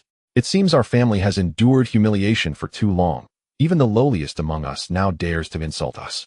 They used to insult my mother, and now they target my child. If I cannot protect my child, I shall resign as director and sell sweet potatoes instead. Seeing her son willing to stand up for her, old lady Sue hurriedly recounted the events, though she omitted any mention of her own missteps. Instead, she focused on how despicable Liu Yu was, how he bullied her, and even brought a cat that threatened to bite her grandchild. Unable to contain her anger at Liu Yu, she expressed her frustration at being insulted and disrespected. Hearing the words of Wang Baowang, he snapped his pen in half, his body trembling as he exclaimed, Mother, rest assured, I shall dispatch someone to handle this matter immediately. If that scoundrel dares to provoke you and bully the two of you, I will show him the consequences. Does he forget how formidable I am? Yes, my son. It is nothing for me to endure this injustice, but I simply cannot bear to see Xiaobao suffer. Su Laotai began to lament, her speech fragmented and breathless. Filled with palpable frustration, feeling sympathy for his mother, Wang Baowang quickly reassured her, Do not worry, mother. I shall make arrangements as soon as I end this call. All right, my son, I shall await your arrival, and do not let that rascal escape. Understood. After Su Laotai hung up, she instantly regained her spirited demeanor, akin to a performer transitioning between roles in a traditional Sichuan opera, surpassing 99 of actors in the entertainment industry. Those unaware would think her utterly wronged. You insolent brat, wait for me. I must find someone to draft a bill so that this boy compensates me for my distress, claiming it was his actions that triggered my heart condition. In Chapter 13, an incident occurred while ordering takeout, highlighting the unreasonable nature of Director Wang. Liu Yu was oblivious to the fact that Su Laotai had already begun to stir up trouble for herself. With her cat in tow, she was still engrossed in a film when she checked her phone and discovered numerous individuals maligning her online, particularly the likes of Ma Jinlian and Yi Ting, who seemed to have taken it upon themselves to attack her as if she had desecrated their ancestral graves. You wretched women, just wait. When calamity strikes, I shall see how I deal with you. She promptly noted Ma Jinlian's name in her little notebook, eager to retaliate against the insolent. Meanwhile, Tang Ying, who was handling a dispute near the rainforest community, received a call from Wang Baowang, informing her that his mother had been bullied by a wicked person and requesting her investigation. Although Tang Ying was aware that the director's mother was not a virtuous woman, she felt compelled to assist her superior. Su Laotai awaited her arrival with her grandson, and upon seeing Tang Ying, her countenance darkened as she scolded. You must be my son's subordinate. Why are you only arriving now? What have you been doing? Tang Ying, taken aback by the reprimand, felt her expression shift. Indeed, it was as she suspected.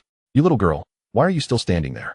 Hurry and capture that boy who insulted me. Lock him up, and do not let him out. Su Laotai commanded imperiously. Excuse me, ma'am, are you certain he merely insulted you and did not resort to violence? Tang Ying inquired, her brow furrowing as she suppressed her irritation, knowing that there were many unruly individuals, and this elderly lady was her superior's mother. She had to maintain decorum. Su Laotai, infuriated by Tang Ying's question, retorted, What do you mean by that? Are you suggesting that he should not be apprehended just because he insulted me? You expect me to endure such humiliation? You might as well remove your uniform and leave. Captain, perhaps we should first review the surveillance footage and speak to bystanders before reporting back to Director Wang, a team member suggested quietly. Little did they know, Su Laotai had exceptionally keen hearing. With a resounding slap on her thigh, she exclaimed, We, the taxpayers, sustain you, and yet we are bullied without recourse. Just wait for my complaint. Having uttered this, she retrieved her phone to call her son, her eyes brimming with mockery. Once the call ended, she approached Tang Ying, declaring, Little girl, prepare yourself for a reprimand and a written self-reflection. No sooner had she finished speaking than Director Wang's call came through. Tang Ying, what on earth is going on? You were supposed to investigate, and look at how upset your mother has become. Director Wang, please let me explain. The ever-protective Director Wang interrupted sharply. Tang Ying, if you cannot handle this trivial matter, I can easily appoint someone else to take your place. After the call ended, Tang Ying's expression soured. What nonsense is this? We haven't even completed the investigation, and you want to apprehend someone? Do you fancy yourself a monarch? She turned to her colleague, Xiao Lu, and said, Come on, let us review the surveillance footage. ignoring the irate elderly woman behind them, who seemed rabid with rage. They made their way to the monitoring room. After inquiring with the security guard, they discovered that this irate woman had forcibly taken someone else's takeout while accompanied by her grandson. Shortly after, the victim had returned, only to be met with the woman's venomous tirade, her face contorted in fury as she leaped into the air. When the individual had departed, it wasn't long before they returned, this time with a small cat in tow. The elderly woman's grandson brandished a stone, intent on throwing it at the cat, but was startled into retreat. The woman erupted in another fit of rage. The mischievous child even spat and made faces. After a moment, the individual left once more.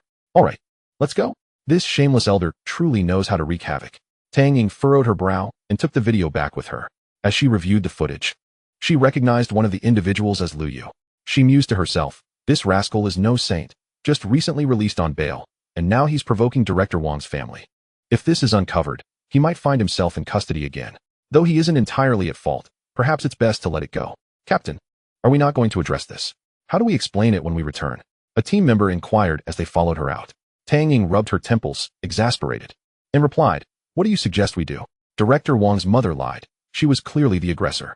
Are you suggesting I arrest that young man? We cannot misuse our authority for retaliation. If we return, he will undoubtedly scold us. The team leader's face reflected his dilemma as he said, I'm at a loss. Fear not, I will take responsibility. I am not afraid to resign if necessary. It is utterly revolting. What kind of leadership bullies the common folk? Does she not realize her own reputation? Tang Ying retorted, her irritation palpable. Leaning closer to Xiao Lu, she whispered, Director Wang's mother is that notorious old hag who, a few years back, extorted people at the bus station. We used to curse her at night, thinking she had finally quieted down. Yet, wherever she goes, she remains a villain. Director Wang is just as protective of her. It's exhausting. No way. I can't believe it's our leader's mother, Xiao Lu exclaimed. Let us move on to handle other cases. Meanwhile, the elderly woman waited impatiently for Tang Ying's return, ultimately making yet another call to Director Wang to lodge her complaints. He called Tang Ying, and as soon as the line connected, he began to reprimand her. Tang Ying, stop it. I'll find someone else to do the job. Fine. I appreciate your concern, but I've long wanted to quit. I cannot abide your bullying of ordinary citizens. We are meant to protect them, not serve as your tools for oppression. We will report you to the higher authorities. Your entire family is nothing but scoundrels. Just because your mother changed her name after extorting someone doesn't mean I wouldn't recognize you. I will no longer cater to your whims. Having been scolded multiple times, Tang Ying naturally did not respond with kindness. What a joke. He thought that as a mere district director, he could wield absolute power. Fire me? In his dreams. Very well, you refuse to take orders. Consider yourself suspended for reflection, Wang Ba exclaimed, slamming his hand on the table. Thank you, you little man. Just wait for me. Tang Ying ended the call and immediately reported him, sending the video to her superiors, just as Wang Ba had instructed others to go over. He received a call from the higher-ups, questioning his conduct and why he was causing such a ruckus with the team leader. They summoned him to the bureau for an explanation. Liu Yu noted that the day was drawing to a close. He ordered another takeout, insisting on it being incredibly spicy, and left it with the security guard before driving away. He didn't bring his phone, as he knew he couldn't leave Tiannan City without being tracked. He still needed to visit the supermarket warehouse, where hundreds of thousands of tons of vegetables and fruits awaited him. Upon nearing the vicinity, he found a secluded spot to park and rest until 10 o'clock that night. He took out his newly purchased phone and began to play with it. It contained footage of the elderly Sue stealing takeout, along with her foul-mouthed tirades. He wondered if that shameless Sue had stolen this time as well. If she had, it was certainly time to teach that disgraceful family a lesson. While Liu Yu was on the road, the takeout arrived, only to be snatched away by someone. Shortly thereafter, 2 ambulances and a police car with sirens blaring entered the rainforest community. Chapter 14, The Stolen Takeout and ICU Admission. Elderly Sue, along with her husband and beloved grandson, suffered severe stomach ulcers from the spicy takeout ordered by Liu Yu. They writhed in agony at home. Much like Zhu Beiji after drinking from the river of mother and daughter in the land of women, unable to stand upright due to the pain.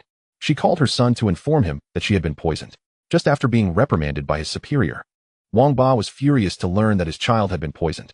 After calling for an ambulance, he drove home with urgency, determined to apprehend the perpetrator.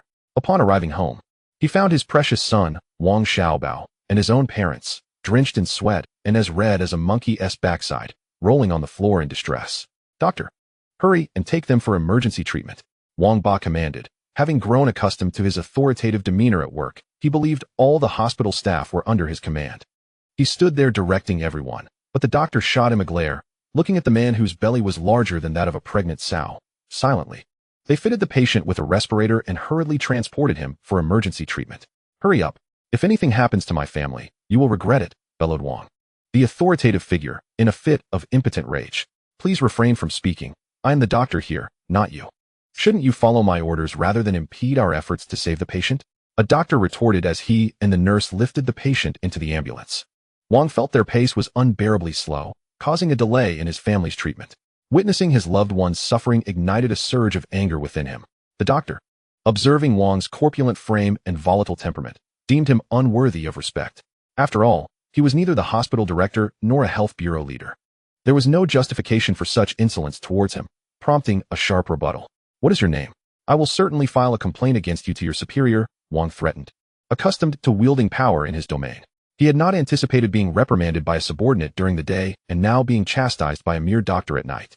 His pride wounded, he resolved to use his authority to teach this doctor a lesson. I am Xiao Chuan.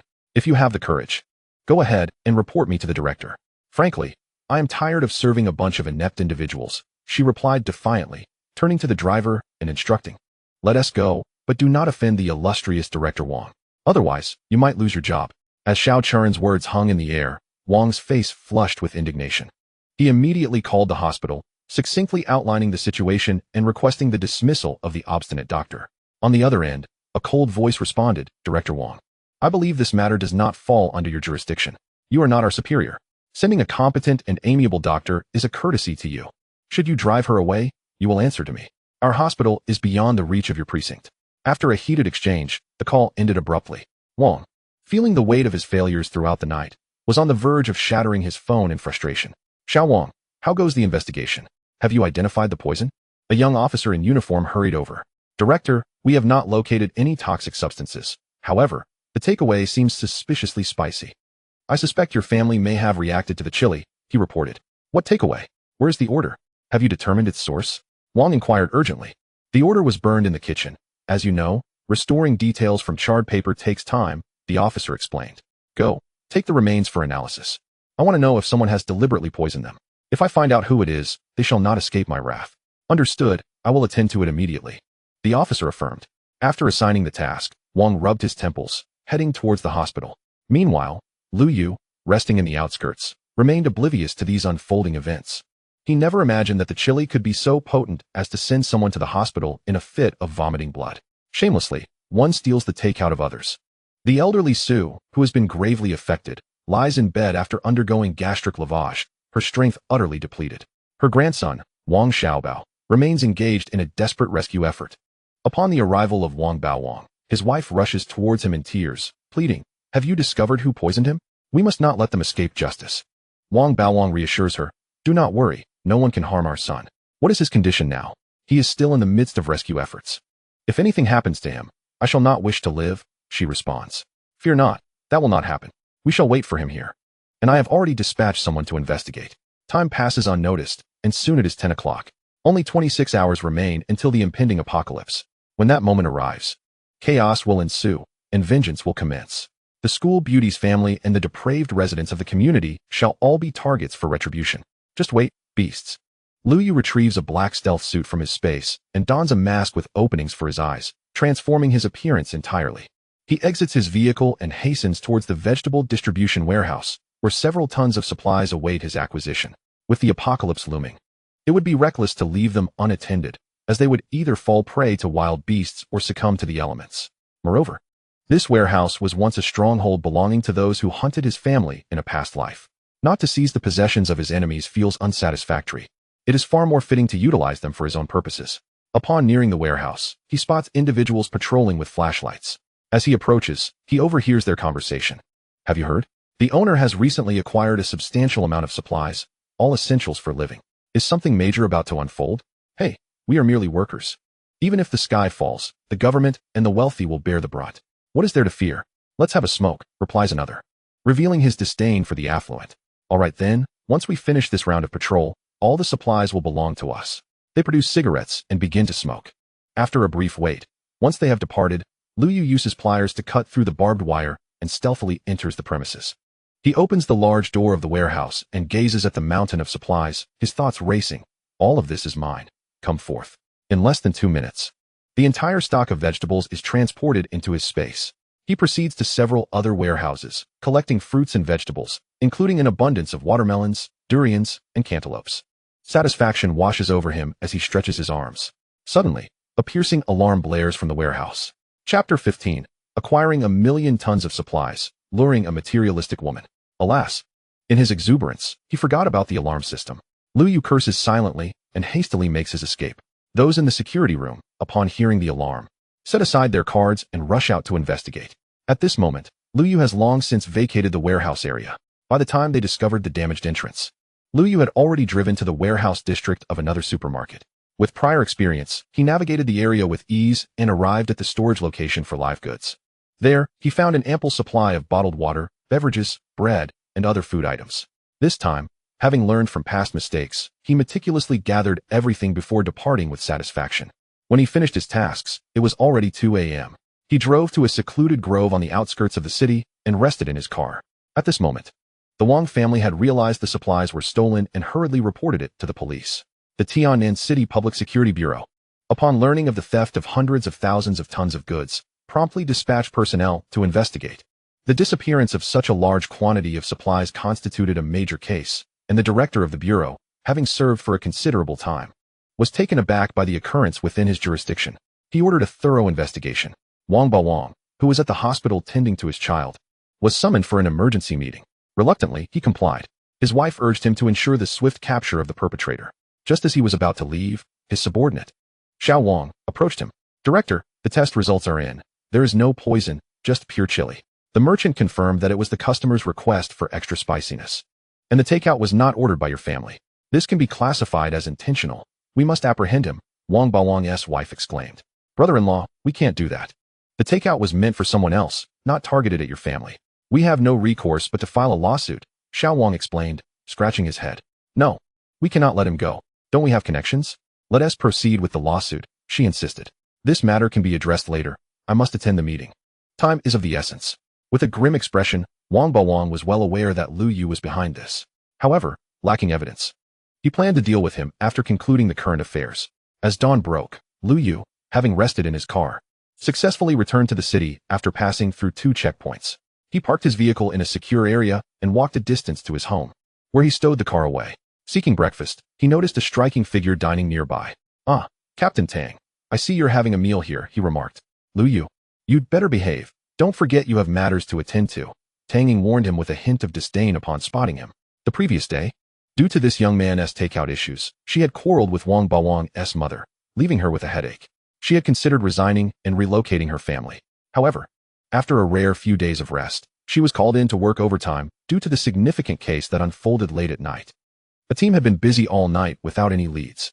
Not only had the Wang family lost hundreds of thousands of tons of supplies, but a nearby supermarket warehouse had also inexplicably lost dozens of tons. It was as if they had vanished into thin air. They conducted a late-night raid to interrogate individuals with access to the supplies, but obtained no useful information whatsoever. As Tang died, little did she know that the true instigator was right before her eyes. Zhang Wei bombarded Liu Yu with calls, all of which he ignored. What did it matter if he sold to your company? Wait until tonight. There will be something even more audacious. Your brother, Zhang Ren, harbors a fondness for Liu Shishir. Does he not? I shall have Liu Shishir express her affections in your presence. I will even broadcast it live to you, just to infuriate you. Unbeknownst to Liu Yu, his actions tonight would yield unexpected rewards. Noticing Tang Ying's frosty demeanor, he discreetly chose to eat alone, assessing her attire, a fine garment indeed. In this post-apocalyptic world, seeing her adorned in such a way before him would be rather delightful. Detecting his gaze, Tang Ying shot him a fierce glare, laden with warning. He remained unfazed, continuing to eat leisurely. After finishing his meal and settling the bill, he quietly returned home. Upon opening the door, his coal-black cat began to complain, seemingly questioning his whereabouts. "You abandoned me for the night. You better have brought me food. I'm starving." "All right, I'll prepare something for you right away." He rummaged through his supplies and retrieved 2 bags of chicken-flavored cat food. After a long night, he decided to indulge himself with a hot shower. Reclining on the sofa, he aimlessly watched television. The local news channel repeatedly reported on the incident of missing supplies from the previous night. City officials vowed to address the matter with utmost severity. When it was the turn of the Public Security Bureau to speak, they issued stern warnings. promising to bring the culprits to justice and to remind the lawbreakers to prepare for retribution.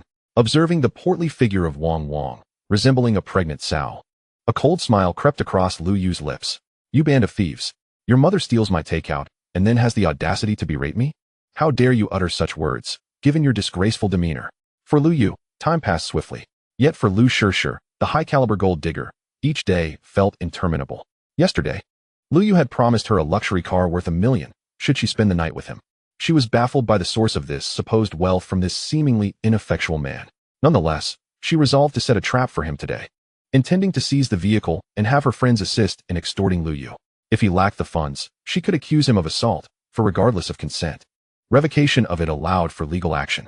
Even a marriage certificate would not shield him, especially since their relationship was tenuous at best.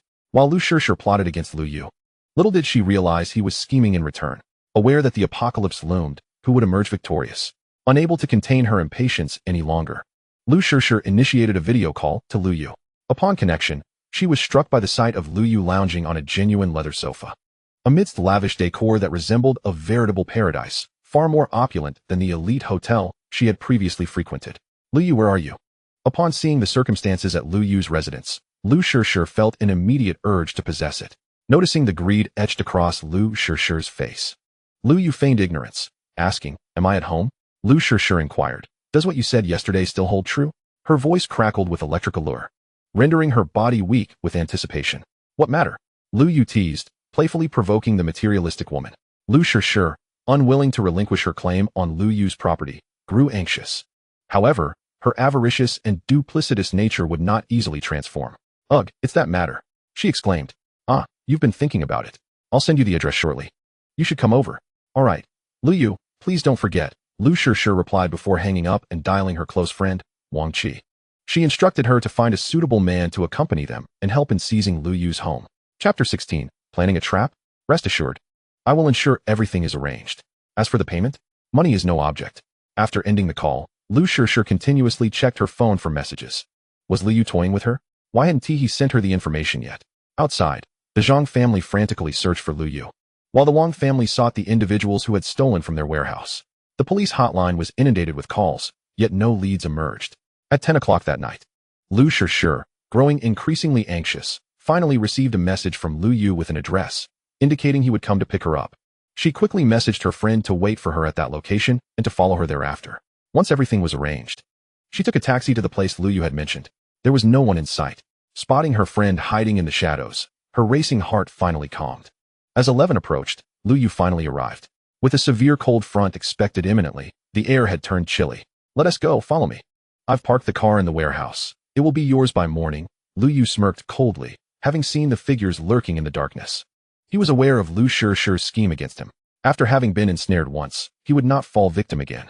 "In a moment, I'll take you in. And should you call the police, you won't be entering my home for hours. You'll only hear Liu Shishir's cries from outside, helplessly anxious." He instinctively glanced towards his friend's hiding spot. With gritted teeth, Liu Shishir followed Liu Yu, her pace deliberately slow, fearful that her friend might lag behind. Upon reaching the entrance of the garage, Liu Yu swung open the large door and roughly pulled Liu Shishir inside. "Come with me," he commanded. With a startled gasp, Liu Shishir was forcibly ushered through, discovering a dimly lit corridor of roughly 10 square meters. When Liu Yu opened another door, they finally descended into the basement of the villa. Several machines and oil drums were scattered about. "Liu Yu, what is this place?" Liu Shishir asked, forcing herself to suppress her fear as she confronted him. Upon entering, she noted the heavy door, far sturdier than that of a bank vault. If Liu Yu chose not to open it, how could my dear friend bring someone in and then attempt to deceive me? Extorting a house and cash from Liu Yu? These are matters of life and death. Do you see that boiler? It supplies heat for the entire villa through the underfloor heating system. Rest assured, as long as you are here, you will not freeze after today. Liu Yu explained with a smile. "What does that mean? Isn't air conditioning sufficient during winter? Isn't it summer now?" Liu Shishir listened, utterly perplexed. "You will understand in due time. Let us finish this quickly. The car is upstairs, and I have prepared the contract." Without further elaboration, he led Liu Shishir to the basement level. The materialistic nature of Liu Shishir led her to discover a $1 million luxury car that left her envious. "Let us go. It's time to shower," he urged, pushing her upstairs to the ground floor. Liu Shishir noticed the glass was exceedingly thick, and it appeared to be reinforced with steel. She contemplated sending a message to her friend to ask if she was coming, Otherwise, she feared for her safety. She only desired Liu Yu's car and wealth, not to surrender herself to him. Little did she know, the order was about to unravel. Liu Yu had nearly lost vast amounts of resources due to her greed. And he owed no favors. He would not let her off so easily. Greed sows the seeds of retribution, and soon she would reap the bitter fruits of her actions. What are you doing? Calling the police or messaging your accomplices? Liu Yu's sudden appearance startled Liu Shishir. No, I was just checking messages. She hastily tucked her phone away, her heart racing as she attempted to explain. Liu Yu chuckled coldly. No worries, inform your friend and those men. If they wish to live, they should leave. Otherwise, they will soon regret it. How do you know? Liu Shishir asked fearfully, her gaze avoiding his. Enough, let us wash together, he said, reaching for her arm. Instantly regretting her words, Liu Shishir cried out. No, let me go. I don't consent to this. If you force me, it's assault. And I'll call the police. With a swift motion, Liu Yu struck her across the face. You brought this upon yourself. Last time, you falsely accused me. And now you think you can escape? Even if they come, they won't enter my villa for at least 2 days. Stunned by the blow, Liu Shishir held her face, her eyes reddening with tears. No, please, I was wrong. Liu Yu, I made a mistake. Please let me go. It's too late. Liu Shishir, you came here to scheme against me. Is one luxury car not enough? Liu Yu disregarded her pleas and forcefully pulled her in. As she struggled, he struck her again, rendering her compliant. After a thorough wash, he callously tossed her onto the bed and produced a needle, drawing a drop of blood for testing. The result was green, no illness. What does this mean? This is my first time, Liu Shishir said, feeling insulted as she grasped Liu Yu's intentions. He regarded himself as a reckless woman.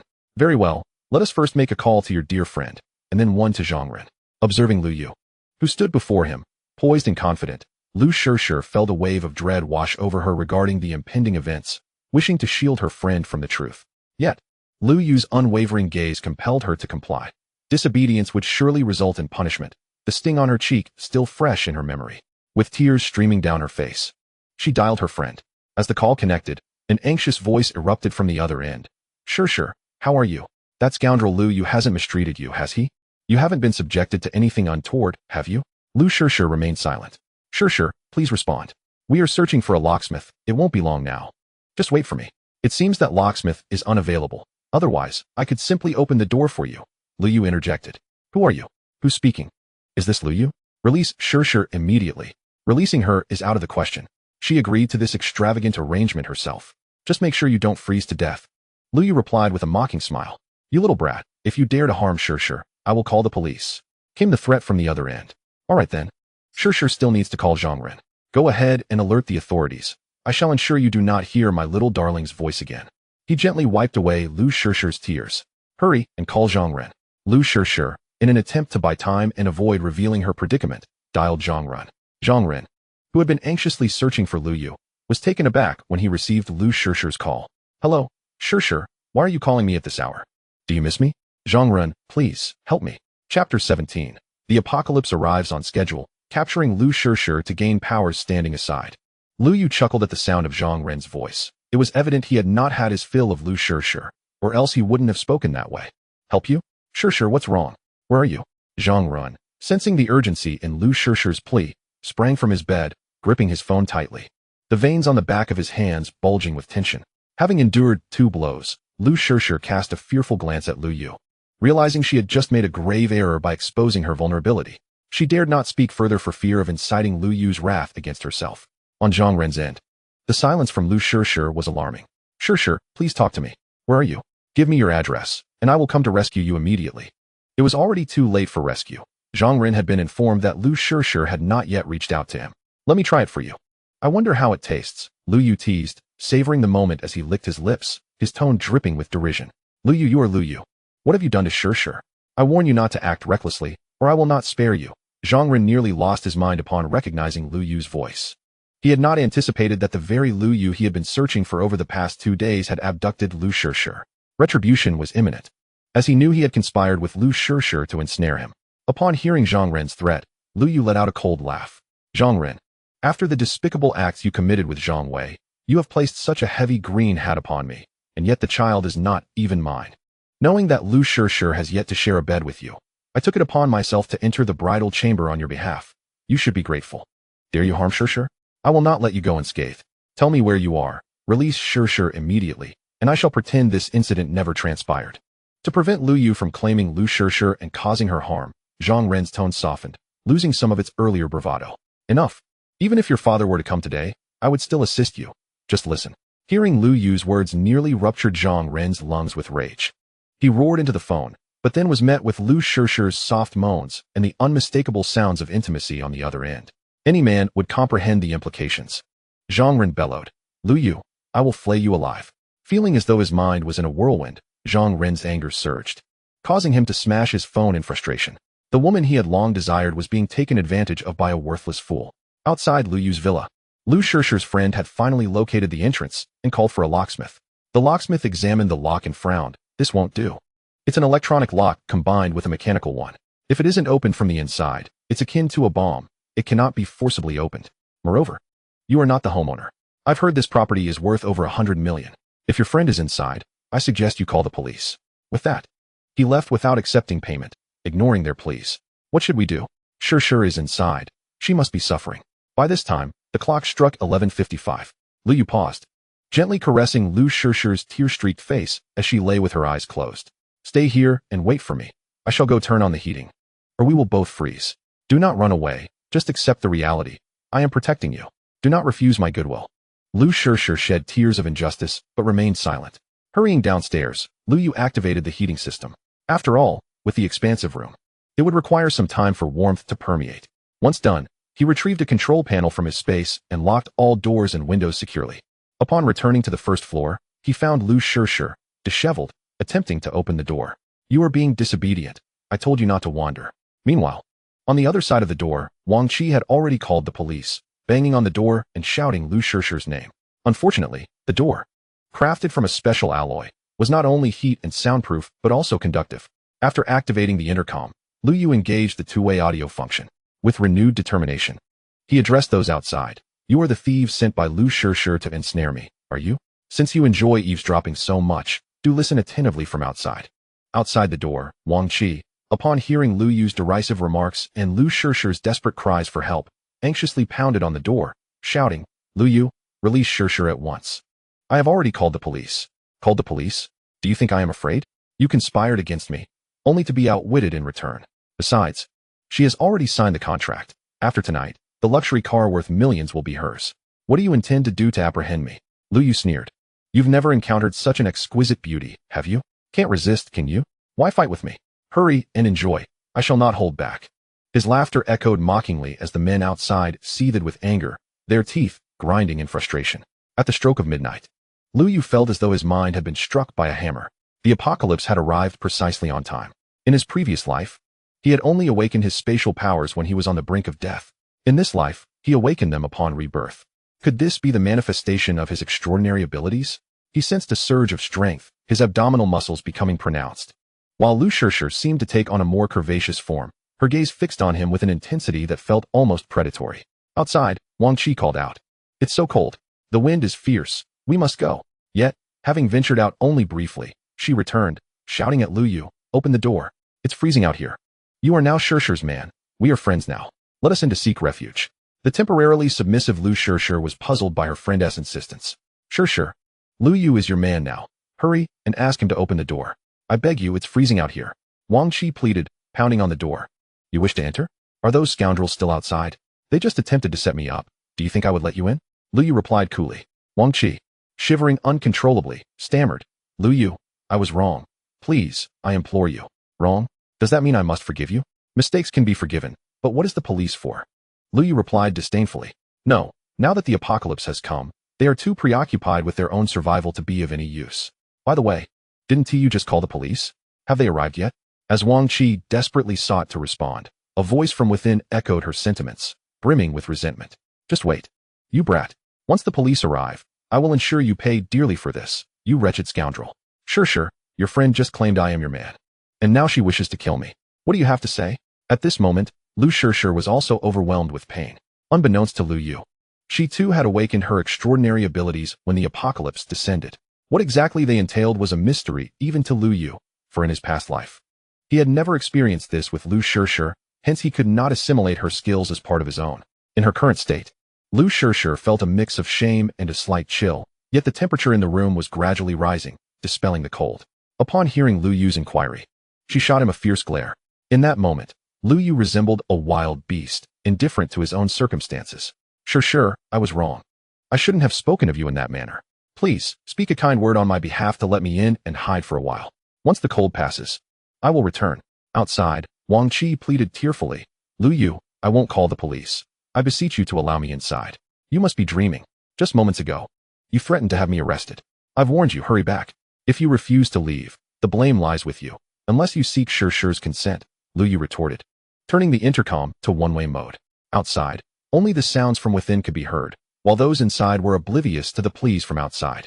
Naturally, at that moment, Liu Shu was unaware of Wang Qi's desperate entreaties and was about to plead with Liu Yu herself when she was slapped, causing her immense pain. With a sigh, she fell silent. The pain was unbearable. Outside, Wang Qi implored Liu Shu to grant her permission. But she remained unaware of Liu Yu's mechanism that had severed the communication channel. Even if she were to bang her head against the wall or hammer the door, Liu Shu inside could not hear her. What she could hear was the mortifying sounds of Liu Shu. Wang Qi, believing Liu Shu was unwilling to let her in, began to curse in frustration. Unfortunately, Liu Shu remained oblivious to everything. At that moment, the temperature outside had plummeted to -40 degrees. Wang Qi had expended considerable energy in her shouting. Liu Yu, of course, paid her no mind. If she sought her own demise, it was a stroke of fortune that he had not taken her life. Those who stood against him were his adversaries. Initially motivated by revenge against Liu Shu for her slander, he also considered Zhang Ren's fondness for her. He had not anticipated that Liu Shu would remain an unblemished woman, causing Zhang Ren to falter. Enough, you look exhausted. Rest for a while, and we shall continue. You have obtained what you desired. As for when you will transfer the car to me, fret not. I shall not report you, Liu Yu remarked, casting a stern glance at Liu Shu. A tinge of resentment brewed within her. She had not foreseen that her attempt to ensnare Liu Yu would backfire so spectacularly. Everything had unraveled. Zhang Ren's discovery of her situation, along with the prospect of acquiring a luxury vehicle, was a small consolation. Go wash up, there is hot water. Then come speak with me, Liu Yu instructed, glancing at the clock, which read 1 o'clock in the morning. As Liu Shu complied, Liu Yu felt a surge of intense animosity. After she closed the door, that animosity diminished somewhat. He mused to himself, have I perhaps acquired some other ability? Like mind reading or danger perception? Where could this power originate? Can I awaken dual abilities? He remained oblivious to the source of his unique power. Hiding in the bathroom, Liu Shu rinsed her body with hot water, her bones aching. She had not anticipated that her scheming would lead to her own downfall. She loathed Liu Yu with a passion. This heartless man was relentless towards her. When he had looked at her, it seemed as though he intended to unleash his wrath upon her. It is perplexing. How can I perceive so distinctly? The further I distance myself, the fainter the sensation becomes. Could it truly be as depicted in those science fiction films, that I have awakened a latent ability to sense the innermost thoughts of others?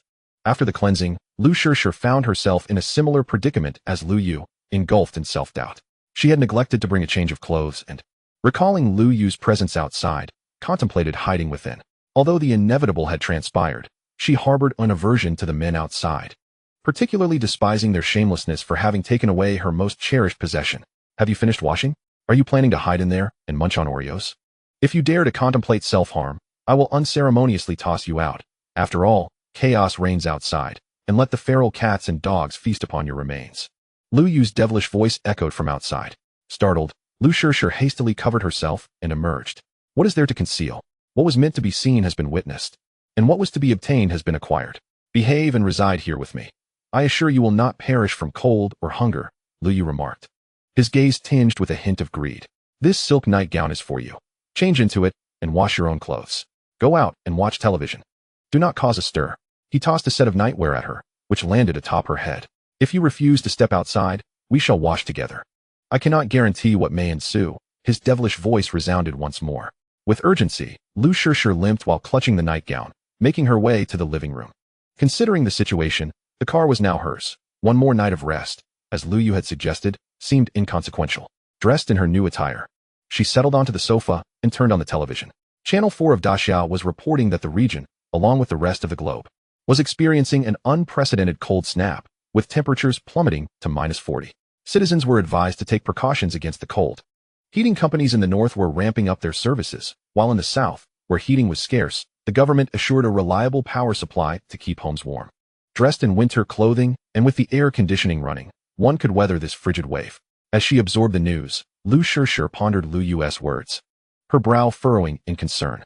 Could it truly be, as he said, that the apocalypse had arrived? Would she see the sun rise tomorrow? Thinking of her close friend Wang Qi, she approached the door, discovering that the mechanical lock had been disengaged, yet an electronic lock remained, barring her exit. What's this? Not behaving, still wishing to escape? Liu Yu appeared behind her, moving with an eerie silence that startled Liu Yu. No, I merely wanted to check on Qi. Is she still outside? There's no need to look. If she hasn't found a place to hide, she is likely frozen to death. I hope she has the sense to be cautious, Liu Yu replied nonchalantly. If you doubt me, follow me, and I shall show you the weather outside. Before Liu Yu could respond, he pulled her to the third floor. Opening a shooting hole, a gust of frigid wind rushed in, sweeping away the warmth. Liu Yu, clad in her nightgown, shivered violently, her teeth chattering incessantly. It was unbearably cold. All right, let us proceed to make a phone call to assure our safety. After all, a man is so concerned about you. Grasping Liu Yu's hand, he headed towards the bedroom where her phone lay. After finishing the call with Zhang Ren, Liu Yu had muted the device. Chapter 19. The beginning of revenge against the brother-in-law. As Liu Yu held onto Liu Yu, he sensed an intensified feeling of danger. This woman harbored a deep hatred for him. The closer he drew, the more palpable the sensation became. To validate his thoughts, Liu Yu resolved to make another experiment after checking in with Zhang Ren. It seemed that this woman's body had undergone changes recently. Her strength had increased, and she was no longer as delicate as before. Clearly, he needed to remain vigilant and avoid letting her harm him. Otherwise, his rebirth would be in vain. The Zhangwei family was still alive, and it would not bode well to perish at the hands of a woman before achieving his revenge. As he opened the bedroom door, he noticed Liu Yu's phone light up. Indeed, it was a call from Zhang Ren.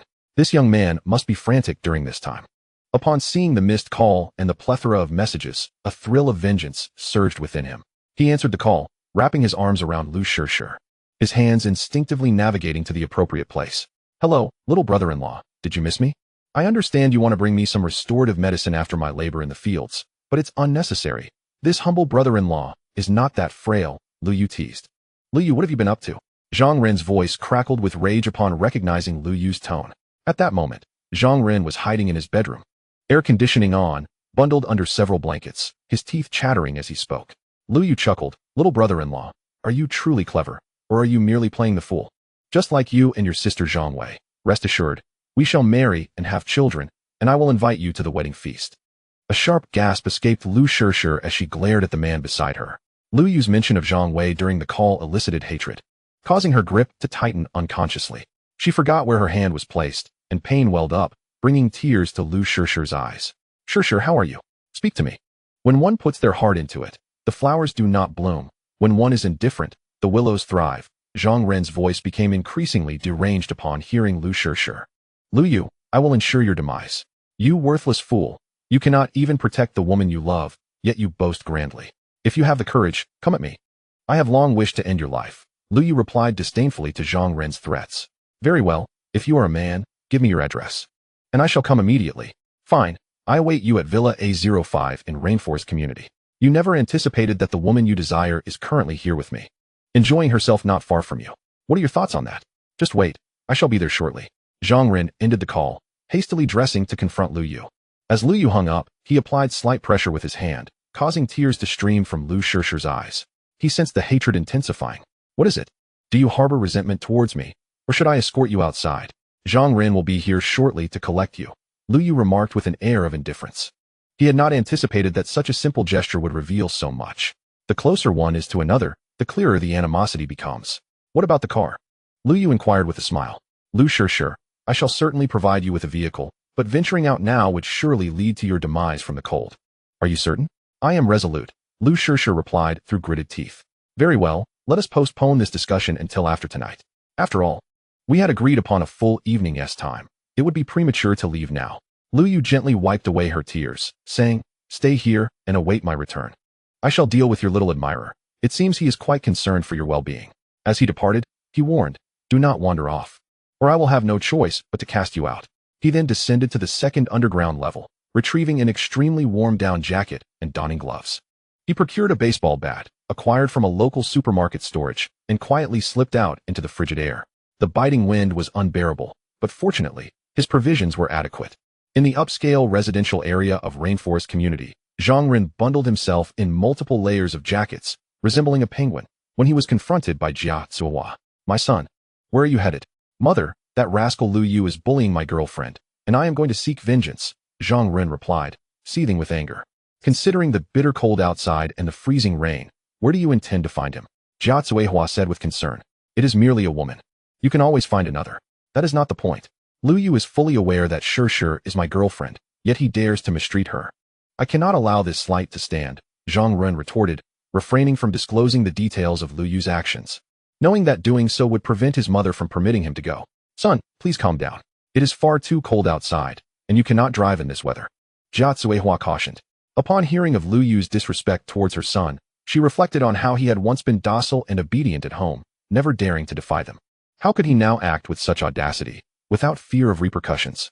The media had not reported this as an apocalyptic scenario, merely indicating an extreme cold snap that would soon pass, leading Jia Zuohua to mistakenly believe that societal order remained intact. Mother, that fellow resides in the villa across from us. We can access the upscale community through the gate, Zhang Ren explained with confidence. Very well. Take your father's bodyguard along for safety. If you encounter that scoundrel, break his legs, Jia Zuohua ordered angrily. Zhang Ren had already intended to bring a bodyguard and assured her, do not worry, mother. I will ensure that rascal pays dearly. Do not resort to murder. Let someone else handle that, do you understand? Understood. Zhang Ren took along the bodyguard named Cheng Yiming, and the two armed themselves with wooden sticks as they set off. Rest assured, young master, I shall handle that scoundrel. I will break all 5 of his legs and avenge you, Cheng Yiming boasted. Indeed, I have faith in your capabilities. You will surely prosper, and in the coming year, I shall arrange for you to marry 2 sisters, Zhang Ren said, patting him on the shoulder. Thank you, young master. The 2 individuals had just traversed the upscale residential complex, reaching the boundary marked by the gates of the villa parking lot. A shadow, dark and foreboding, surged toward Cheng Yiming, who was trembling in the cold. Despite possessing some skill, he was no match for the enhanced Liu Yu. Struck by surprise in a stealthy ambush, Cheng Yiming collapsed to the ground. Zhang Ren, who had contemplated fleeing, found himself seized by Liu Yu, who wielded a baseball bat with menacing intent, striking him in the abdomen, leaving him writhing in pain upon the frozen ground, his face flushed from the cold. My dear brother-in-law, is this how you regard me? Moreover, that woman is not even a sister-in-law, so why the rage? Liu Yu remarked playfully, lightly tapping Zhang Ren's face. Filled with ire, Zhang Ren retorted, Liu Yu, you consumed the Zhang family's resources, yet you dare to strike me? My sister must be blind to have chosen you. Oh, you speak the truth. Your sister must indeed be blind to have chosen you. I never anticipated she would rival Pan Jinlian in allure, Liu Yu responded, his eyes blazing with fury as he brandished the bat threateningly toward Zhang Ren, who instinctively recoiled. You dare to harm me? I have already called the police. Are you not afraid? Chapter 20. Transforming my brother-in-law into the first eunuch of the apocalypse, Liu Yu chuckled softly, clicking his tongue. Fear? Who isn't afraid? Go ahead. Call the police. With that, he lifted his knee and forcefully struck Zhang Ren's chin, causing him to weep in pain, unable to speak. Brother-in-law, does that feel good? Liu Yu's expression was chillingly severe. Strip him of his clothes. Weren't you just threatening to break my limbs? He commanded Cheng Yiming. No, he will freeze to death like that. Cheng Yiming protested. Ah, a loyal hound. Indeed, Liu Yu mused. One of you will have your limbs broken. Whom do you choose? I don't want to die. Break his limbs, Zhang Ren replied, unwilling to let his good fortune slip away. Liu Yu turned to Cheng Yiming. Hey, loyal dog, did you hear your master? He doesn't want to die, so let him choose. How will you decide? Upon hearing Zhang Ren's willingness to sacrifice him, Cheng Yiming gritted his teeth and said, spare me, I don't want to die either. You dream. Since you speak thus, how about I break both your limbs? Liu Yu proposed. Liu Yu, brother-in-law, I was wrong. Please, spare me. Name your price, and I shall pay it. Just don't break my limbs. Zhang Ren began to plead, secretly plotting Liu Yu's demise once he was safely away. As he contemplated his revenge, an excruciating pain surged through his lower body. Accompanied by the faint sound of cracking, Zhang Ren's vision darkened, and he succumbed to unconsciousness. Liu Yu did not relent. He swung the bat back, striking Cheng Yiming's right shoulder with brutal force, eliciting a heart-wrenching scream. A timid soul would likely have been frightened into a heart attack by such a display. Enough. Take them back and inform the Zhang family that our feud is far from over. They should await their demise, Liu Yu declared ominously before swiftly departing. The cold outside was indeed biting. He returned to the villa. Changing my clothes. The atmosphere remains frigid and dark. I notice incessant impacts against the window. Glancing at the glass, I observe faint blue marks. Has the toxic hail descended upon us? This occurrence is indeed remarkably swift. Could it be the consequence of the butterfly effect instigated by my accumulation of resources after my rebirth? The butterfly effect, which suggests that within a tropical rainforest in South America, the flutter of a butterfly's wings could incite a tsunami across the Pacific Ocean. Without dwelling excessively on this notion, I open the door, only to be confronted by a dazzling blade thrusting towards me. With a mere thought, the knife is drawn into my spatial realm. The assailant is none other than Liu Yu. Disarmed, she collapses into Liu Yu's embrace. Woman, if you desire to kill me, prepare to face the consequences. Liu Yu's brow furrows deeply. He never anticipated that a materialistic green tea girl would dare to take such a bold step against him. Does she believe that in this apocalyptic world, she can act with impunity? Liu Yu, if you dare to move against me again, I will end my life before your eyes, Liu Yu threatens, regaining her composure. In response to her intimidation, Liu Yu coldly retorts, Liu Yu, do you truly believe yourself to be someone of significance? In this world, do you think you are the sole woman remaining? Should you perish, I would strip you of your garments and send them to the men outside. What would become of me then? I cannot say. Do you think you can survive for long while coveting a villa all to yourself? Liu Yu, rendered speechless by his words, is incensed. Enough, your transgressions warrant punishment. Liu Yu interrupts her with palpable impatience. You dare? Do not approach, she warns, but Liu Yu responds coldly. At this juncture, there is nothing I fear. Let me inform you that I have just severed Zhang Ren's manhood. He is now a eunuch, so do not expect him to be of any concern to you henceforth. Soon enough, Liu Yu would pay the price for her errors. He retrieves a rope, binding her hands and feet, as he faces her. Unwilling to keep his eyes open any longer. Locking the door, he recalls the corpse of Wang Qi at the entrance. It would be prudent to clear that away. Fearing an ambush, he checks the surveillance, but finds nothing amiss. Opting to rest in the adjacent room to Liu Yu, he settles in. Meanwhile, as Liu Yu exacts retribution upon Liu Yu, Cheng Yiming, now rendered a eunuch, returns to the Zhang family villa. Clad in a heavy coat and wrapped in a blanket, Jia Cuihua paces anxiously in the living room. Upon seeing him return, she hastily inquires, Son, what has happened? Madam, we were ambushed by Liu Yu. He has incapacitated the young master, and my arm is rendered useless, Cheng Yiming replies, beads of cold sweat forming upon his forehead. Hearing this, Jia Cuihua erupts in fury. You worthless fool, how could you fail to protect the young master? The Zhang family compensates you handsomely each year, and this is your result? Cheng Yiming's face contorts with bitterness as he apologizes. I am sorry, madam. It is my fault. Your fault? What good does that do now that my son is in this state? Jia Cuihua retorts angrily. Zhang Wei, bundled in thick clothing, descends the stairs and asks, Mother, what is the matter? Vivi, Jia Cuihua cried. Zhang Ren has been injured. Ah, injured? We must call a doctor immediately and take him to the hospital. Zhang Wei exclaimed in shock. In this weather? It's minus 40 degrees. We cannot venture outside, Jia Cuihua said, her voice tinged with distress. What shall we do? Let us have the family doctor take a look first, Zhang Wei suggested. Considering their affluent status, it was within reason to employ a private physician for their household. All right. I will call right away. Jia Cuihua rummaged through her bag for her phone, only to find it powered off, which heightened her anxiety. Mother, use the landline. Very well. After dialing the number, Jia Cuihua called out, Dr. Liu, where are you? My son is injured. Please come quickly. Injured, madam? Where is he hurt?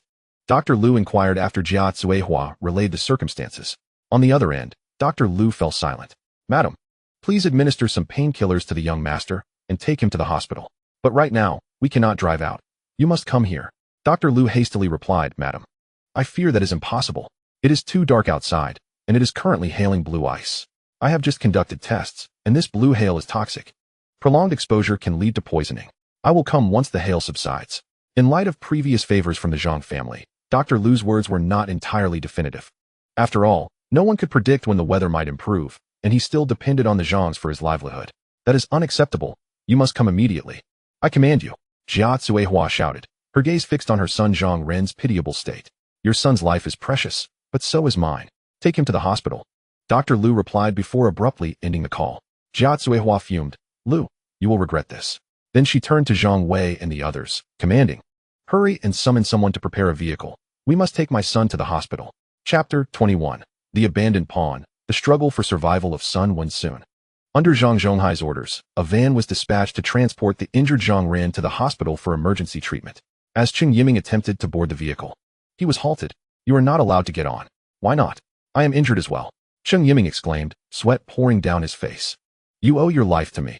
I spared you from facing the consequences of what you did to my son. Now leave the Zhang family. Zhang Zhonghai was not like the average person, still clinging to the optimistic narratives broadcasted on television. He had received insider information suggesting that this was the end of the world. The sun might not rise for a prolonged period. Thus, he advised everyone to stockpile resources to survive. Each additional person would deplete the family's supplies. With Cheng Yiming now incapacitated, the Zhang family would naturally refrain from squandering their resources on him. With the funds and provisions available, a single loaf of bread could entice an expert to risk their life. What purpose did a cripple serve in such dire times? Given the current situation, compounded with earlier sensational news, the urgency was palpable. Zhang Zhonghai has become the target of widespread condemnation, and the persona of a moral exemplar no longer warrants preservation. He dismissively waved the departing vehicle away, watching it leave as Cheng Yiming succumbed to despair. Master, I may not have contributed to the Zhang family, yet my efforts have not been insignificant. Can you truly disregard me like this? The young man pleaded. If it weren't for your meager contributions, I would have long since had you eliminated, Zhang Zhonghai retorted, his voice dripping with disdain. Get out of my sight. Yes, at once. Leave, hurry. The attendants began to expel Cheng Yiming. He cast a glance at his former comrades, their eyes filled with contempt. Tears streamed down his face as he left in resignation. Reflecting on how he had brought this upon himself, having had his shoulders shattered by Liu Yu, rendering him a cripple, he was cast out by the Zhang family like refuse, leaving behind a torrent of regret. Zhang Zhonghai felt no remorse for his actions, believing that he would have moments of regret in the future. Meanwhile, Liu Yu lay at ease, oblivious to the turmoil outside. In the graduate dormitory of Tiannan University, Wenwen remarked, I recall your brother lives in Tiannan City, yet why are you donned in such thick down jackets and protective gear? The questioner was Ma Jinlian, who not long ago had been the foremost keyboard warrior under Yi Ting. In the dead of night, an extreme cold front had arrived, plunging the indoor temperature to a frigid -40 degrees. She hurriedly turned on the air conditioning, only to find Sun Wen awake, clad in heavy protective gear and a down jacket. Although she had brought her own thermal clothing, it was insufficient, and the air conditioning did little to alleviate the chill. With a bold face, she asked Sun Wen for a down jacket. Despite Ma Jinlian's vicious online persona, her relationship with Sun Wen was relatively amicable, and she could not bear the thought of her roommate freezing to death. Reluctantly, she offered one of the down jackets given to her by Liu Yu. Once donned, Ma Jinlian felt significantly better. Both women, however, were still unable to rest due to the cold. Sun Wen shook her head and said, This was a gift from a friend. Initially, I found it cumbersome, calling him stingy, never imagining. Before she could finish her thought, memories of Liu Yu's words to her brother resurfaced. No matter what happens, ensure you keep this bundle of clothing and tools close at hand. You will soon find them indispensable. After boarding the vehicle, she and her brother had complained about the wealthy man's choice of gifts, almost discarding the items until realizing their value. Little did she expect to find them so crucial at this moment. Trembling in the cold, Ma Jinlian pressed further, Wenwen. What kind of person is your friend? How did he know to prepare supplies in advance? Could it be that we are facing an apocalyptic scenario, akin to what we see in movies? An apocalypse? Surely that cannot be true. Did the news not report merely an extreme cold front? Sun Wen questioned, though she immediately regretted her words.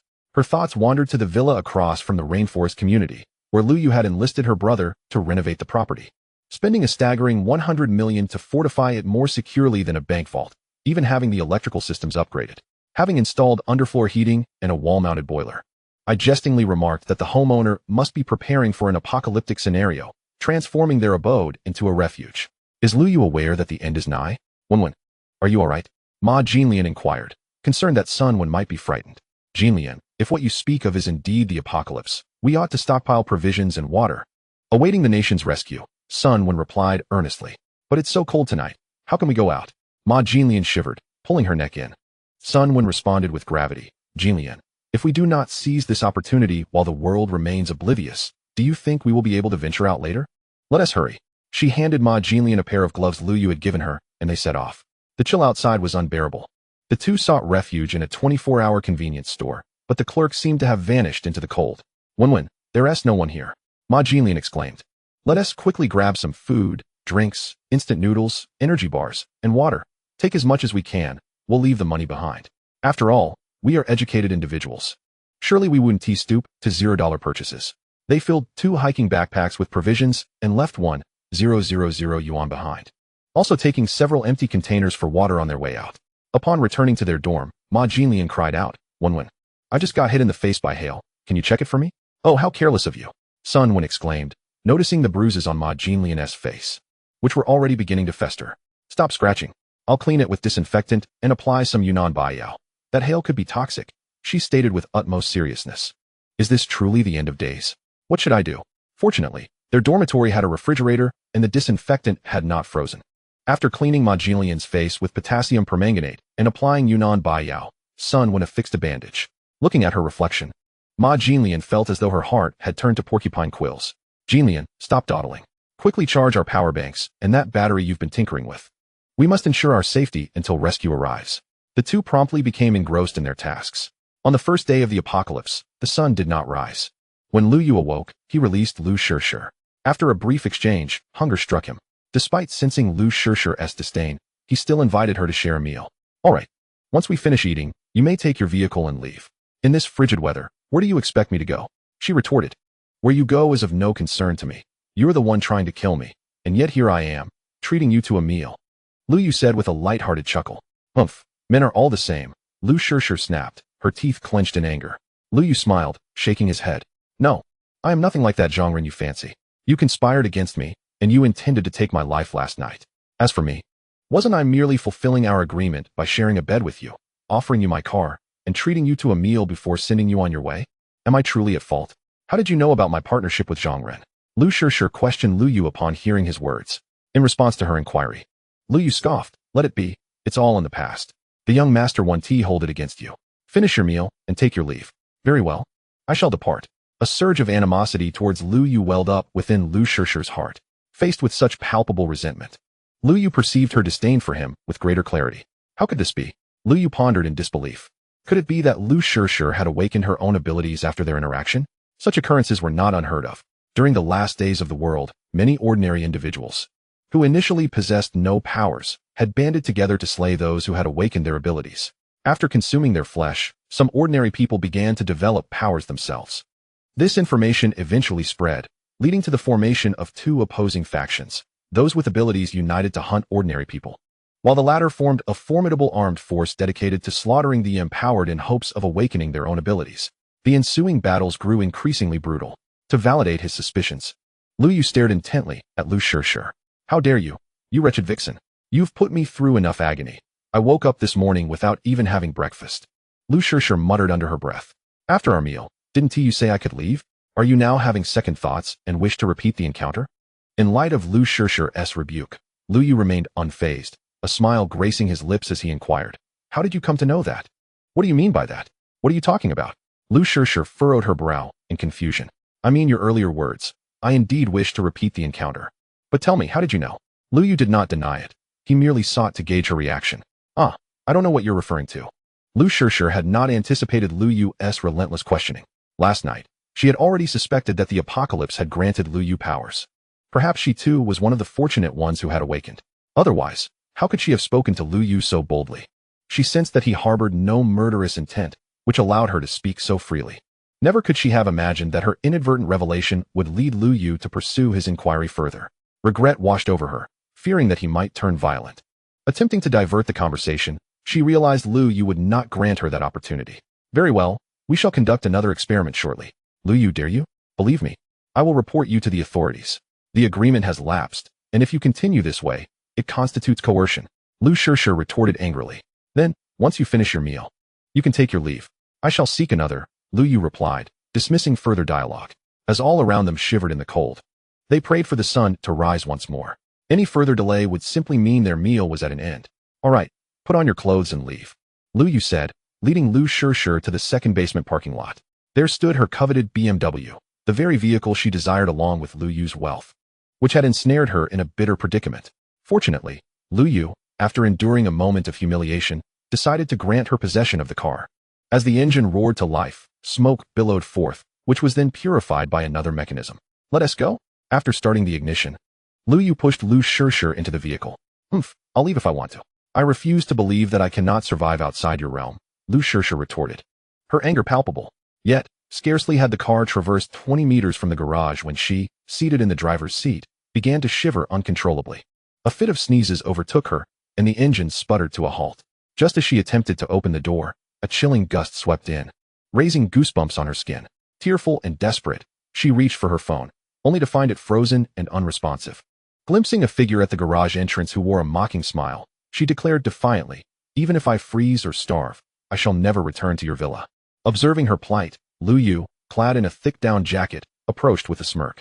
"Oh, dear lady, it appears your car has failed you. How unfortunate." "Humph. As if I need your concern," she retorted. "My villa is quite warm. Would you like to take refuge there for a moment?" Liu Shusher noticed Liu Yu's gaze lingering on her, and she understood his insinuation. Resolved, she thought, what has transpired cannot be undone. Let it be a sacrifice to fate. Once the weather clears, I shall return, and we will sever ties once and for all. "Very well, considering your earnest invitation, I shall grant you this opportunity," she replied. "You've grown accustomed to treating me as you please. If you don't wish to come, then so be it. Am I merely a dog in your eyes? What breed do you consider me to be? How did you know?"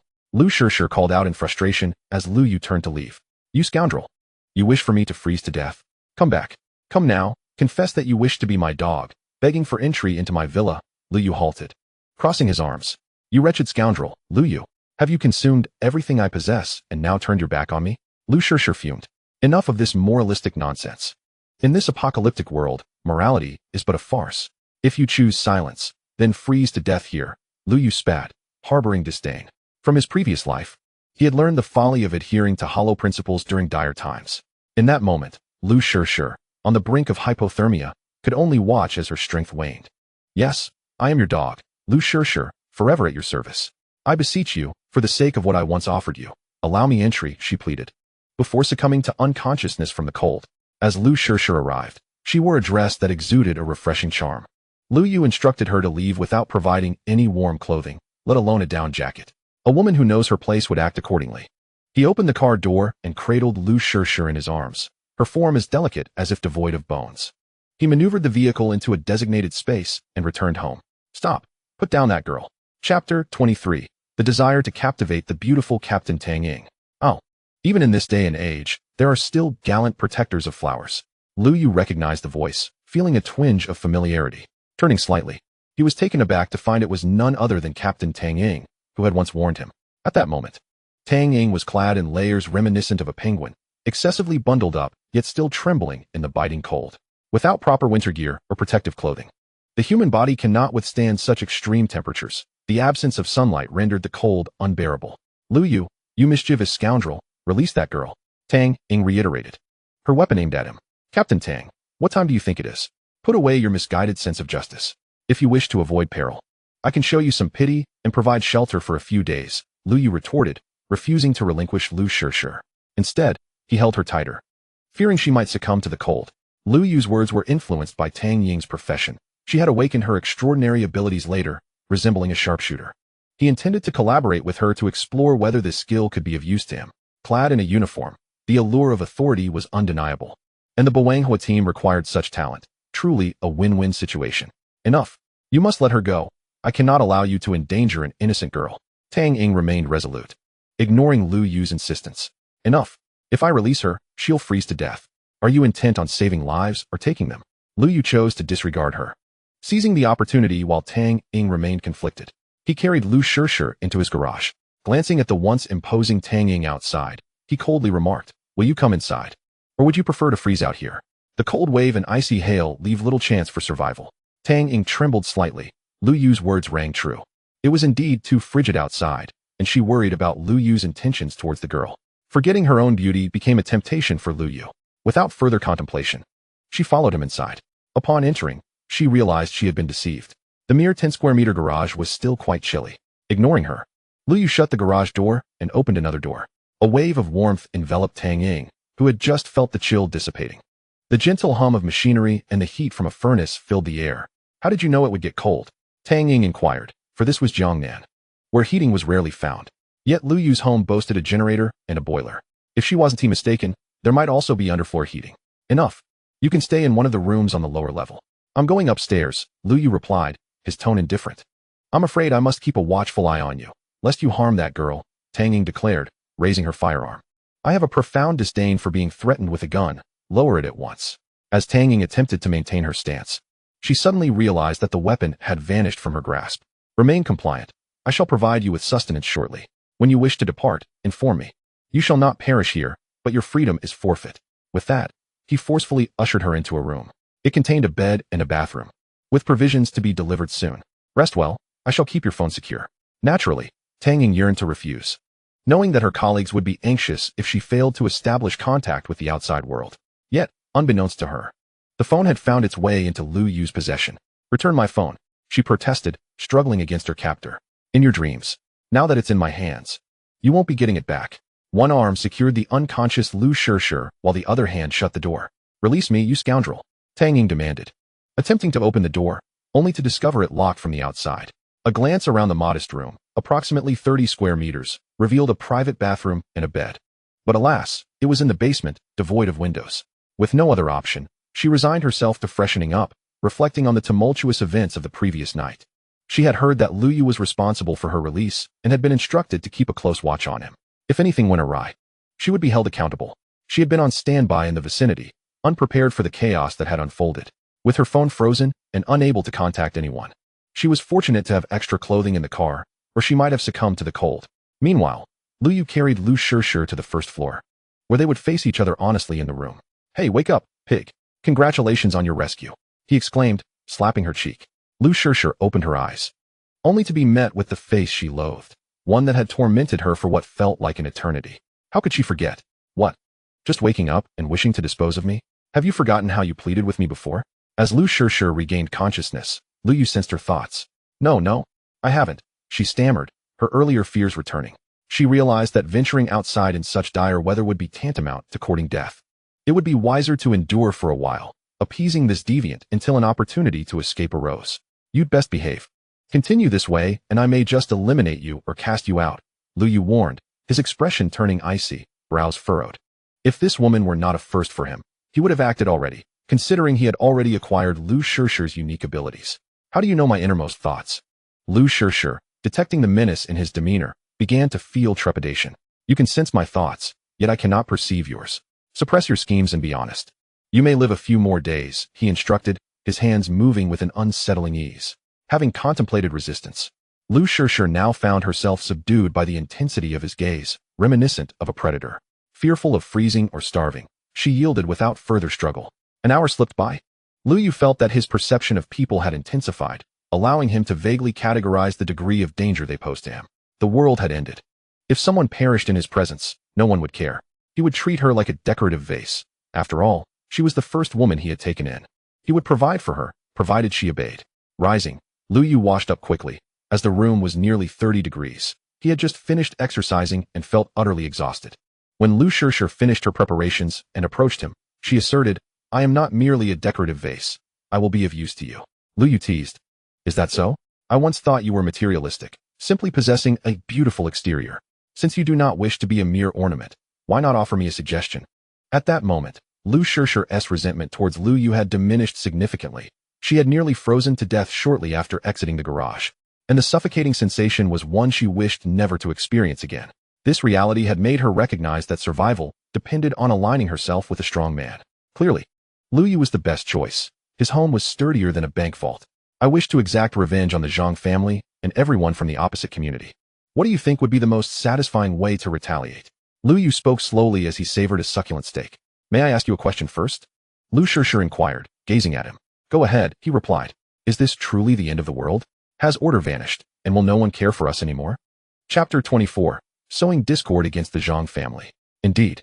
How long can our supplies last? Liu Yu looked at Liu Shishir, asking, what is this? Are you simply biding your time, ready to abandon me for another man if resources run low? Liu Shishir noticed Liu Yu's expression shift, realizing she had overstepped. She wondered what connection she truly had with him. Was it not merely a transaction? Her materialistic nature had led her to attempt to ensnare Liu Yu. But once he saw through her intentions, the relationship had devolved into a simple exchange, and he still chose to shelter her. My apologies, she quickly said, fearing he might cast her out. Enough.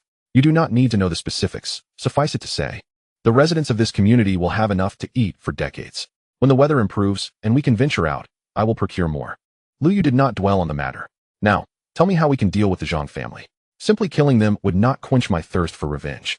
Liu Shishir had heard of the issues between Liu Yu and Zhang Wei, some of which she learned from Zhang Ren, who described Liu Yu as a good-for-nothing, living off the Zhang family and contributing nothing. She had also gleaned information from online sources regarding the shocking events surrounding the Zhang family. The audacity of such individuals was astounding. She had not anticipated Liu Yu's deep-seated hatred for them.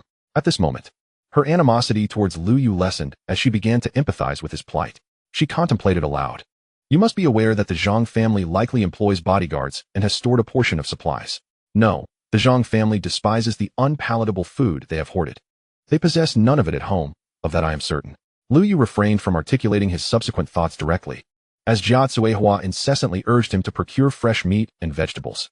They remain oblivious to the impending apocalypse. Where would they find the time to stockpile? No, I believe you are mistaken. The Zhang family, residing in Tian'an City, holds a certain stature. It is plausible that someone observed the climatic changes and incited a rush to stock up on supplies, Lu Shishir countered. Your argument bears merit. Furthermore, a snow disaster looms ahead. It appears we must first eliminate the Zhang family's lackeys, namely, those bodyguards. Indeed, I propose we incite the residents of Rainforest Community to leak information regarding the Zhang family's substantial stockpile. Once the public becomes aware and is driven by hunger, they will target the Zhang family, and you and I can discreetly assist in dealing with those bodyguards. Lu Shishir turned to Liu Yu, saying, Since you are aware of the impending apocalypse, you must have prepared some weaponry, including a compound bow, I presume? Very well. Devise a plan for me shortly. I shall entrust this matter to you. How has the gold-digging woman managed to survive, maintaining her virtue under Zhang Ren's relentless assault? She must possess her own cunning. I believe you could produce a video as evidence to substantiate the existence of the Zhang family's vast resources. What do you think? After contemplating for a moment, Lu Shishir replied, Certainly. I shall record a video shortly and disseminate it to incite animosity towards the Zhang family. Excellent. Once Liu Yu finished his meal, he observed Lu Shishir as she crafted her strategy against the Zhang family. He was genuinely taken aback by this woman's unexpected cunning. Upon completion, she turned to Liu Yu, saying, This woman has caused you considerable distress. Are you opposed to her facing such consequences? Of course not. I would relish the opportunity to see her suffer, for she is exceedingly malicious. Liu Yu gritted his teeth, harboring secrets he had yet to disclose to Lu Shishir. In his past life, he had been grievously harmed by the treacherous Zhang Wei, only to uncover the truth at the end of his days. He had toiled like a beast of burden, only to be devoured in death. That is settled. Let us proceed with the video preparations. Very well. They sought out a rather commonplace location where Liu Yu disguised himself as a beggar. Following Lu Shishir's script, he began recounting his fabricated ordeal. As he wiped ketchup from the corner of his mouth, he stated, After I aided the Zhang family in hoarding a significant amount of supplies, they turned on me, wishing to eliminate me. Fortunately, I leapt from the upper floor and broke my leg, which allowed me to escape. He then displayed his meticulously bandaged leg for all to see. All right, it's time to publish. By the way, do you still have some funds? Lu Shishir inquired after editing the video. Yes, I retained several 100,000 before the apocalypse, Liu Yu replied. Given your assertion that many remain unaware of the impending doom, those funds could still be useful. You should purchase traffic and attach a mention of the Zhang family's son-in-law. Understood. Liu Yu followed Lu Shishir's directives and acquired 200,000 in traffic. Once the copy was prepared, he clicked send. At this moment, those who still prayed for the sun to rise were browsing the internet. Discovering the news released by Liu Yu, they felt sympathy for the man who had become a son-in-law. Meanwhile, they also learned that the Zhang family possessed a substantial stockpile of resources. Zhang Wei, nestled in her bed, scrolled through the news, and, upon seeing the short video, angrily exclaimed, That despicable Liu Yu! When did my family ever possess such ample resources? I have been searching for you for days, and only last night did I finally discover your address. Yet you dare to appear now. This time, I shall not let you escape. The morally indignant Zhang Zhonghai, in the hospital, was infuriated by the news. My son has been rendered useless, but thankfully he has a son with Zhang Wei. At least there is a legacy. It could be worse. Yet to be slandered by Liu Yu like this fills me with rage, he shouted. You better watch out, kid. What's wrong?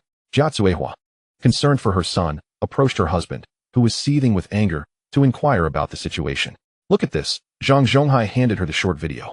If this truly is the end of days, our Zhang family will be in endless trouble. There will be no explaining this. What are we afraid of? We can expose the misdeeds of that Liu Yu, Jia Cuihua retorted coldly. Besides, our Zhang family is still formidable, with so many bodyguards who would dare approach us. This won't be so simple. If there are no resources, we will be the first to perish, Zhang Zhonghai lamented. Resources are what they need to go after. Now that the malls are all closed, he murmured, Isn't robbing an option? You're being foolish. Jia Cuihua revealed her more ruthless side, criticizing her husband's overly cautious nature. Yes, I will arrange it immediately. Zhang Zhonghai's eyes lit up. Initially, those who still held on to hope. Upon seeing Liu Yu's news about the Zhang family hoarding vast amounts of supplies, quickly realized that the situation was not as straightforward as the news portrayed. Many began to wrap themselves up, arming themselves with knives, ready to seize resources. At that moment, in a notably warm room, a woman of striking beauty, scoring a solid 90 points in looks, began to curse. Damn that wretched man. Is he trying to starve me? He promised to bring me food hours ago. Chapter 25. Want to be a saint? Just drive them away. On the first floor, Liu Yu sat with Liu Shishir, observing the aftermath of the video's release. They noted the foolish individuals who criticized Liu Yu for seeking attention and spreading doomsday rumors, alongside those envious of his status as a wealthy son-in-law. Even if the child wasn't his, at least he was called daddy by a little fairy. Yet, even at this moment, they were still bickering. Among them was Yi Ting, along with her fans. Zhang Wei's most devoted admirer, Wang Hai, also released a video offering rewards for joining a group to dig up dirt on Liu Yu, fervently attempting to tarnish his reputation. After accepting 2,000 yuan from Yi Ting, Ma Jinlian prepared to continue her smear campaign against Liu Yu, posting a few comments before ultimately deciding to delete them and ignoring Yi Ting thereafter. Only a handful of discerning individuals have left comments below, inquiring about the veracity of this news. Clearly, the information has not made an impact. Liu Shishir's expression turned somber. She lamented, I did not foresee this outcome. It matters not, Liu Yu replied indifferently. There are too many sycophants among them, and they deserve the tribulations they face. Why bother with these foolish creatures? When hunger strikes, they will plead like dogs. At this moment, even the undead would scorn the thought of feasting upon their brains. As Liu Yu spoke of hunger, he suddenly recalled a woman downstairs, waiting for him to deliver food. He had been so preoccupied with his tender moments with Liu Shishir and devising strategies to contend with the Zhang family that he had momentarily forgotten about her. After a brief contemplation, he retrieved 2 loaves of bread and a bottle of mineral water, preparing to send them to Tang Ying. In Liu Yu's plan, this woman was to be collected, especially after their recent encounter, which allowed him the potential to replicate her abilities. If Tang Ying were to become a sharpshooter, then by extension, he too would possess that prowess. In the future, when faced with zombies or adversaries, it would be akin to having an additional advantage. Besides, she was not yet his woman. Why should she indulge in such fine provisions? Good food was reserved for those he cherished. Accompanied by Liu Shishir, he descended to the lower level, only to hear the sound of a door being kicked and the irate voice of the woman. It seems you are not yet starving, given your forceful attempts. Upon opening the door, Liu Yu tossed the provisions to Tang Ying. You promised to bring me food. It has been hours. Do you know what I have endured to arrive here? Tang Ying exclaimed in frustration. What did you say? Liu Yu retorted, I took you in out of kindness. And this is how you treat your benefactor? Tang Ying, on the verge of starvation, reached for the food and discovered it was merely stale bread and a bottle of water, no sausage in sight. Damn it, didn't you say you had food at home? Is this all? Liu Yu smirked. Oh, do you expect a feast? Having anything to eat is a blessing, so don't complain. He feigned an attempt to snatch it away. Not a chance, Tang Ying declared through gritted teeth, ravenously consuming the bread. After devouring 1 loaf, she felt somewhat satiated and glanced at Liu Yu, as well as at Liu Shishir, who was observing her. You weren't coerced by her, were you? Rest assured. I am the captain of the security bureau. I will protect you. Thank you, but no need. In this apocalyptic world, with such chaos outside, being with Liu Yu, having something to eat, is more than sufficient, Liu Shishir declined. Tang Ying had intended to offer some words of comfort, but realized that everyone has their own fate. As long as one did not engage in unlawful acts, it was not her concern. She redirected her frustration towards the bread.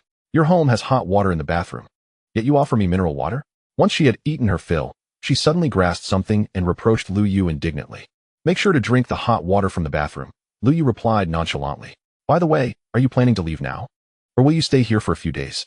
I am leaving now, please return my phone and gun. By the way, I noticed you have a down jacket at home, might I borrow one?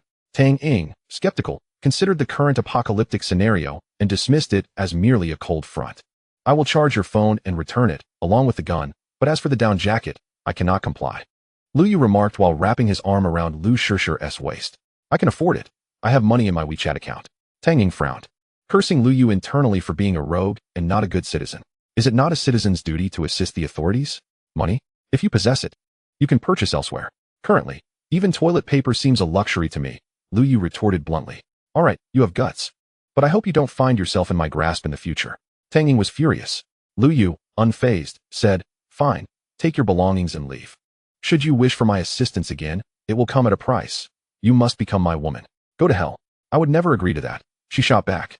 Let us see if you can maintain your resolve. Outside, it's hailing poison. I disdain your bed sheets, so take them with you. Seeking trouble. Tang Ying had never encountered such disdain before, neither at the security bureau nor in her hometown, where she was often pursued by suitors. To be treated with such contempt by Liu Yu was intolerable. She aimed a kick at Liu Yu between his legs, but he easily dodged, seizing her slender leg instead. Nice legs, quite long enough for fun, but your aggression is a turn-off, he commented. Let go of me, you lecher, Tang Ying exclaimed. Feeling a twinge of fear under his predatory gaze, her voice trembling. Apologize, if you dare scream again, I will show you no mercy, Liu Yu coldly warned. Do you dare? Do you know who I am? Tang Ying threatened. I detest being threatened, this is the third time. If it weren't for the fact that you might be my woman in the future, and my aversion to force, you wouldn't be leaving here at all. Liu Yu replied, releasing her leg, and stepping back with a warning. Do not overstep your bounds. Humph, consider yourself fortunate. I will never return. Under their watchful eyes, Tang Ying dressed herself, wrapping a blanket around her as she departed.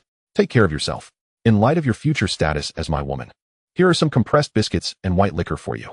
If you become a wilted flower, I want to take you back. Liu Yu said as he handed her a black bag before she left the garage. You bastard, just wait, she retorted. Goodbye. And remember to call me daddy if you wish to return. That uniform suits you well, Liu Yu called out with a smirk as the door began to close. Beast. Go die? Tang Ying was infuriated, ready to strike Liu Yu, but the door was already shut. The cold wind snapped her back to reality, finding an electrical room. She checked her phone and noticed numerous missed calls and messages. One was from her mother, detailing plans with her husband regarding the protection of certain individuals, stating that they had been relocated to the Yuyun mountain area, urging Tang Ying to take care of herself until the weather improved, at which point someone would come to fetch her. Chapter 26, The Mutant Cat, Su Laotai's Scandal Exposed. Plans? The Protected? Tang Ying gazed at the text message, suddenly recalling that Liu Yu had mentioned something about the apocalypse while at his home. Her mother's message echoed the same sentiment. Damn it. How did Liu Yu come to know this? She glanced at the items Liu Yu had provided, liquor and compressed biscuits. In such frigid weather, the liquor had yet to freeze, which was a small mercy. Had it been water, it would have turned to ice. As she exited the garage, before reaching the exit, she noticed the ground was covered in blue hail, just as Liu Yu had described. Could it truly be toxic hail? Upon reaching the garage entrance, she discovered two lifeless bodies sprawled on the ground, their faces grotesquely decayed. Tang Ying recognized them as the security guards from the previous night's shift. It truly is poisonous. How am I supposed to return? She realized the glass of her car had been shattered beyond repair. Should she turn back? That wretched man. Expecting her to become his woman, calling him daddy, she would rather die than return. Tang Ying gritted her teeth, muttering to herself. She resolved to take a chance and seek refuge with a family. Inside the villa, Lu Shishir overheard Liu Yu's recent words to Tang Ying. A pang of discomfort gripped her heart. She had only just altered her perspective, deciding to be with him after an indescribable encounter. To hear him speak of another woman in such a manner before her, any normal woman would feel anger, especially one who considered herself a refined green tea type. Do not dwell on it too much.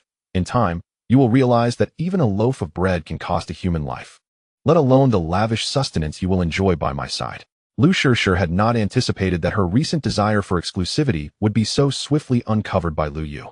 Clenching her emotions, she forced a smile and remarked, I was contemplating how to deal with the Zhang family. That would be best. Harmonious coexistence is key. After Liu Yu finished speaking, he went to feed his cat, discovering that it had taken to lounging on the second-floor sofa and had grown considerably. Its eyes glimmered with an unusual light. Has this creature begun to evolve as well? He retrieved some fish treats, beckoning, Coalball, come eat. With a meow, it dashed towards Liu Yu. This time, Coalball devoured nearly a pound of fish treats. Little fellow, with an appetite like yours. I fear I may not be able to afford your upkeep, Liu Yu chuckled. The cat mewed twice in protest, licked Liu Yu's palm, and then scampered off to rest. Not wanting to disturb it, he pondered that evolution likely required rest. In the following days, Liu Yu enjoyed a remarkably relaxed and pleasant existence. In the evenings, he engaged in meaningful conversations with Lu Shishir after she begged for mercy. He scrolled through the news, taking delight in mocking the previous sycophants in the comments beneath pleas for food. When their homes ran low on provisions, and the cold became unbearable, even the most beautiful goddess could not alleviate their hunger. Many individuals privately messaged Liu Yu, inquiring whether the Zhang family truly possessed such vast resources. His responses were always affirmative. The sun has yet to rise, and outside, the toxic hail has begun to diminish, now mixed with snowflakes. The silver lining is that these snowflakes bear no toxicity. The grim reality, however, is that the heavy snowfall has commenced its blanket over the hazardous hail, accumulating to a depth of 2 meters on the ground. Those wishing to venture outside find themselves trapped within their homes, awaiting rescue and supplies. Yet, no news has emerged. Suddenly, Liu Yu receives an invitation. Upon accepting, he is drawn into a group chat. The WeChat group, populated by 500 individuals, quickly reaches its capacity. Liu Yu realizes that this is a call for assistance from the rainforest community. The screen is alight with messages, predominantly complaints from residents lamenting the lack of water and the absence of state aid. The administrator swiftly silences everyone, allowing only management to speak. The first to address the group is Manager Su from the property management. Dear residents, the state will not abandon us. Supplies will arrive soon. Our nation is vast. I urge everyone to be patient. A cursory glance reveals to Liu Yu that this is merely empty reassurance, devoid of tangible benefit. Shortly thereafter, Manager Su hands over the group leadership to a person named Huakai Fugaway. The new leader is Aunt Su, the director of the community committee. She represents the state and will guide the community in their self-reliance. The newly appointed leader, perhaps finding typing too slow, opts to send a voice message lasting 60 seconds. Bored, Liu Yu decides to listen. The voice sounds vaguely familiar, as if he has encountered it before. The message urges calm and collective resilience in the face of adversity, emphasizing the importance of unity and self-help during this trying time. If anyone has extra food, consider sharing with your neighbors. While purchases can be made, prices may rise somewhat, but they must not be exorbitant. Otherwise, once the disaster passes, those who exploit others will face consequences from the authorities. After this, the silence is lifted, and messages begin to flood the chat. Requests for food, medicine, and clothing swiftly follow. Liu Yu finally deduces that the speaker is none other than the notorious Elder Su. Known for her dubious actions, including stealing his takeout, it seems she has received numerous gifts from others seeking favors from her son. With her son being the head of the security bureau in Jenya district, the property manager deems her a significant figure and entrusts her with community oversight. Liu Yu scoffs, thinking, this old woman, so brazen in her theft of my food, how could she harbor any good intentions? In a past life, a similar group had emerged around this time, though Liu Yu lacked the status to join. He glances around, searching for any members of the Zhang family. But with so many residents, he suspects they may be in another group. Liu Yu, what are you looking at? Will the snow disaster come to an end? Liu Shishir approaches, holding a glass of red wine. As Liu Yu gazed at her slender waist, he chuckled, stop with the nonsense. That old hag who pilfered my takeout has taken charge of the group, instructing everyone on disaster relief. Her intentions are hardly benevolent. What is going on? Liu Shishir, intrigued by the tale of the stolen food, prompted him to elaborate. After recounting the events, Liu Shishir giggled. This aligns perfectly with your temperament. If you can be so forceful with me, how could you possibly let that Elder Su off the hook? Liu Yu maintained his composure, replying, if you hadn't wronged me, I wouldn't have been so assertive. You've already regretted once. Why would you wish to do so again? No. Things have come to this. I want to leave you. Liu Yu smirked. Ah, you're quite the character. I ought to eliminate you. Suddenly, Liu Yu noticed someone had tagged him in a message. Chapter 27. Phone voice live broadcast. Infuriating my brother-in-law Zhang Ren? You insipid eunuch, what are you barking about? With all this time, perhaps you should safeguard your supplies. Liu Yu, unrestrained, launched into a tirade. On the other end, Zhang Ren seethed at Liu Yu's mockery. For his transformation into a eunuch was indeed a consequence of Liu Yu's actions. Young Master Zhang, do you still have food at home? Someone inquired in the group. With your mother, there's food, not even fit for the dogs, Zhang Ren retorted vehemently. How can one be so inconsiderate? Can I simply buy some? The person, merely inquiring out of goodwill, was met with indignation. By your mother. I told you, even the dogs aren't fed with what you're offering. Zhang Ren, thoroughly exasperated, engaged in a heated argument within the group. Liu Yu, reveling in the chaos, remarked, you all should consider this. If young Master Zhang's household isn't selling, why not borrow some? Seeing him berate you like this, don't you feel incensed? If it were me, I wouldn't sleep a wink. After all, no one is monitoring us now. Liu Yu, just wait. I will come for you tonight. Zhang Ren fumed, realizing Liu Yu was stirring the pot. This rascal had no good intentions, inciting others to seize from him. Yet, where was he residing? One individual, intrigued by Liu Yu's words, pondered. Liu Yu smirked. You want to know? I'm aware. He resides in A3, Unit 1, from the 5th to the 8th floor. The 2 duplexes on the east side belong to young Master Zhang. Zhang Ren, infuriated by Liu Yu's disclosure of his home details, wished to silence him. But the opportunity to sow discord against the Zhang family was too tempting to pass up. By the way, there's a vicious dog at his home. Bring weapons with you. Don't say I didn't warn you. Thank you, Mr. Liu, Zhang Ren grumbled, realizing that by cursing Liu Yu in the group, he had only invited trouble upon himself. In a fit of rage, he typed, "Liu Yu lives in a villa. He has even more delicious food." Really? Some questioned. While others believed. Would I deceive you? My home is guarded by numerous bodyguards. Who dares to approach? I'll break their legs. After a sweet enticement, Zhang Ren struck back with a blow. Upon hearing that the Zhang household had security personnel, the timid recoiled. For their own home had yet to reach a point of utter despair. To lose one's life for a mere morsel of food seemed an unwise trade. Had not the community director just proclaimed that aid from the state would soon arrive? There were those stirred by temptation who began to form small groups, planning to first raid Liu Yu's residence, as Zhang Ren had mentioned that his home was protected by bodyguards, while Liu Yu's was but a solitary figure. Little did they know that Liu Yu's abode was fortified beyond that of a bank vault. Even explosives would find it a formidable challenge to breach. As silence enveloped the group, Liu Yu interjected, urging them not to heed his nephew's fabrications, asserting that he had even more bodyguards. Nonsense. This traitor, Liu Yu, has betrayed the Zhang family. Whoever brings me his head shall be rewarded with 1,000,000, Zhang Ren typed furiously. Young Master Zhang, is this truly the case? Came the inquiry. Indeed, Zhang Ren affirmed. But why do you not confront him yourself? Another questioned. With a derisive chuckle, Zhang Ren replied, because I have wealth, and I relish watching him self-destruct. If you do not wish to partake in this bounty, then refrain from whining. There are those in need. Seeing Zhang Ren's temper flare, the questioner wisely chose silence, fearing retribution. Fool, money is now worthless, even for wiping one's behind. What need have we for it? Liu Yu contemplated intervening to dissuade those courting death. Yet, the world was rife with mindless beasts. In a bid to curry favor with the Zhang family and claim the bounty, they began to hurl insults at Liu Yu. You little wretch, speak not of money. The lack of it is your just reward.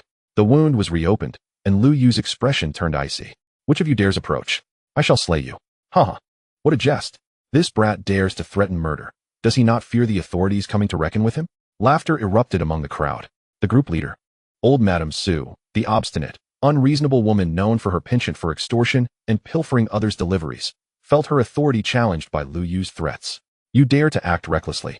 Liu Yu, watch as I have my son apprehend you. Old hag, having stolen my delivery, you've emerged from the hospital. Let your son come if he has the guts. Liu Yu retorted, uninterested in indulging her antics. Upon hearing Liu Yu's insult, old Madame Su realized who he was. Her voice thundered, you insolent wretch. When did I ever steal your delivery? And when was I hospitalized? I warn you, cease your slander, or you may find yourself imprisoned. Should you dare to kill, I shall be the first to ensure you face justice. Just as Liu Yu was about to respond, he found himself silenced. Curse that power-hungry fool. Unable to counter my words, they resort to muting me.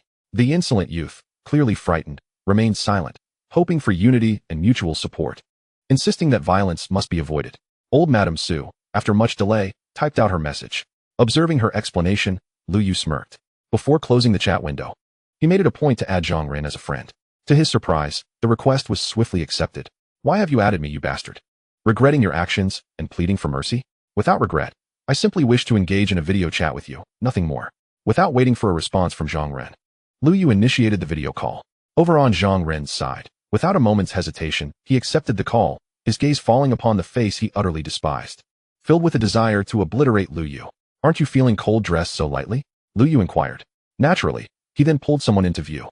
It was the woman Zhang Ren had longed for in his dreams, clad in a delicate silk nightgown, subtly revealing the hue of her undergarments.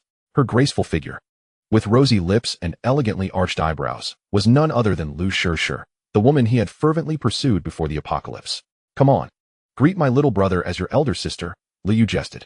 Liu Shishir, unaware of Liu Yu's wicked sense of humor, complied as Liu Yu's woman, following his lead. Hello, young Master Zhang, she said. What are you afraid of? Be bold. This is my little brother, and he will call you sister. What is there to fear? Just give me a kiss, Liu Yu declared loudly. On the other end of the phone, Zhang Ren, shivering from the air conditioning, glared at the screen with eyes nearly bursting with rage. To his disbelief, Liu Shishir actually leaned in to kiss Liu Yu. He felt as if a beautiful flower had been thrust into a pile of dung. Little brother, if we were to indulge in matters only men understand, would you like to join us in spirit? Liu Yu provocatively teased Zhang Ren. Oh, my apologies, little brother. I forgot you are now a eunuch. You can't join in, as it seems I am the one who orchestrated this. How bothersome, Zhang Ren thought, his chest heaving in anger as he listened to the sultry voice of Liu Shishir emanating from the phone. Unable to restrain himself any longer, he spat out a mouthful of blood. Ah, how irritating. The repeated phrases incessantly prodded at Zhang Ren's fragile psyche. Chapter 28. Scalding Water Burns. A beast comes to demand. It was a chance encounter with Jia Cuihua, who was worried about her beloved son. After the hospital discharged him for home recuperation post-surgery, Zhang Ren lay in bed, incensed by Liu Yu's actions, which were broadcast live, further compounding his anguish. Jia Cuihua entered to find her son's pillow soaked with blood, while the phone continued to transmit sounds intended for adults. In a panic, she rushed over. "Son, you're hurt. Why are you watching such videos?" Initially, she feared Zhang Ren had become a eunuch, watching instructional films of a rather inappropriate nature. Little did she know, he was merely conversing with Liu Yu. She swiftly ended the call and called for assistance when Zhang Ren did not respond. Fortunately, a highly paid single doctor arrived to assess the situation. After a thorough examination, the doctor managed to stabilize Zhang Ren's agitated condition. Exiting the room, the doctor addressed Jia Cuihua, "Madame Zhang, please ensure the young master does not become overly excited in the future. It could be perilous." "Understood. Thank you, Doctor," Jia Cuihua replied, waving her hand. She returned to tend to her son before seeking out her husband, Zhang Zhonghai, unaware of the recent events involving Liu Yu. However, Jia Cuihua, upon witnessing Liu Yu engaged in a video call with Zhang Ren, succinctly conveyed the situation. "That scoundrel Liu Yu has rendered our child a eunuch and has humiliated our son by broadcasting educational videos. This grievance is intolerable." In the absence of outsiders, the morally upright Zhang Zhonghai cast aside all pretenses and vehemently struck the table, exclaiming with fury. His demeanor suggested a desire to flay Liu Yu alive and feast upon his flesh. "My dear, have you discovered the location of Liu Yu's villa?" "Not yet, but it will be soon. There are not many villa owners. Feedback will come shortly." Zhang Zhonghai sighed deeply. "The money he used to purchase the villa must have originated from the profits of my Zhang family's company. Why not inform the Wang family and let them deal with him?" Jia Cuihua proposed. "Let us not disclose this to the Wang family yet. This rogue possesses a substantial amount of money. The cost of a villa is negligible for him. Let us capture him, seize the funds, and then notify the Wang family." "What do you say?" Zhang Zhonghai replied greedily. "Agreed, that is a splendid idea. Rest assured, I shall not let that little bastard escape. He has tarnished our family's reputation," Zhang Zhonghai assured her. Meanwhile, Liu Yu, in a moment of uncertainty, was compelled to rise and take a shower at Liu Shishir's pleading. They enjoyed a lavish meal together. Observing the surveillance footage, Liu Yu noted the approach of intruders. "Seeking death, are we? Some truly fearless souls have come," Liu Yu remarked coldly. "Are they here to rob us?" Liu Shishir, visibly shaken, stammered. "Do not fear. They are merely insignificant pests. We are quite safe here," Liu Yu reassured her while retrieving a compound bow. Applying a concoction of his collected blue ice hail water to the arrows, he activated the loudspeaker and addressed the outside. "I care not how you found your way here. There is no food in my home. Be gone at once, or I shall not be courteous. You must have food. Present it and share half with us, or we shall enter by force," a leading figure snarled greedily. "Otherwise, I shall break down your door, and you will not like the consequences. Have you been misled by Zhang Ren? He has sent you here to meet your demise. Consider the vile deeds he has committed with his sister, Zhang Wei. Can you trust his words? Even if you were to kill me, the promised money would never reach you. Open the door quickly, otherwise I shall break in." The outsiders, their eyes as red as a baboon's rear, disregarded Liu Yu's warnings amidst their hunger and greed. "Since you seek death, I shall oblige," Liu Yu declared. Opening the shooting port and brandishing an arrow dipped in the toxic hail water, he began to shoot at the intruders. A cry of anguish erupted from one struck in the eye, a sound so harrowing it sent chills down the spine. "This lad possesses a bow. He dares to kill. He hides behind the wall where there are no shooting ports," the intruders shouted. Liu Yu, hearing their taunts, sneered. "Do you think that hiding behind the wall renders you invulnerable? Huh. Await our entrance, and we shall ensure both you and your woman meet a grim fate. You have brought this upon yourselves." Liu Yu activated the fire protection system, a modification he had commissioned Sun E to implement. One side connected to the boiler's return water inlet. After selecting the appropriate drainage outlet, Liu Yu pressed the release button. Suddenly, several small pipes extended from the hiding spots outside, spraying scalding water at approximately 80 degrees Celsius. "Ah, I'm being burned. Quick, run. This rascal has boiling water in the fire pipes." The individuals caught in the spray, their faces already frozen, were further assaulted by the hot water, which, at over 70 degrees upon impact, released an overwhelming heat that caused their rigid faces to blister and shed skin. The scene was utterly horrific. Glancing at the surveillance footage, Liu Yu noted that everyone had fled, leaving behind a lifeless body at the entrance. Soon, the group chat erupted with commotion. "This Liu Yu is truly malicious. We only demanded half of the rations, and instead of complying, he killed one of us," exclaimed one member. "He even modified the fire safety equipment to scald us with hot water. Look at our faces and necks. We are left without skin." Another shared a photo of their peeling face in the chat, which was thoroughly repulsive. As the community committee member, Elder Sue felt a chill at the sight. She tagged Liu Yu, "How could you do this? You've even killed someone. Rest assured, once the weather improves, I will have my son apprehend you." She perceived Liu Yu as someone who did not regard her seriously. After sending several messages with no reply, she began to berate him in the chat. "Are you a coward? Have you done something wrong and now refuse to acknowledge it?" It was then that Manager Sue from the property management sent her a message. "Annie, that Liu Yu has muted you." Realizing the situation, Elder Sue unmuted Liu Yu. "Oh, you little tyrant, what are you shouting about? If you have guts, don't mute me again. If you do, your grandson will be a eunuch." Liu Yu responded with a sharp tone, provoking discontent among the more refined members of the group. The self-righteous and sycophants began to applaud Elder Sue, condemning Liu Yu. "Get lost," Liu Yu replied succinctly. Another moralist began to chastise Liu Yu, who simply retorted with 3 words, "You too, leave." The exchange was a temporary thrill, but the quality of such individuals warranted their expulsion from the group. "Expel me? Are you all cowards?" Liu Yu laughed coldly. "Never mind. Why stoop to your level? I won't insult you any longer. I'll show you something instead." "What are you going to show us?" the group inquired. "You must compensate them for their medical expenses."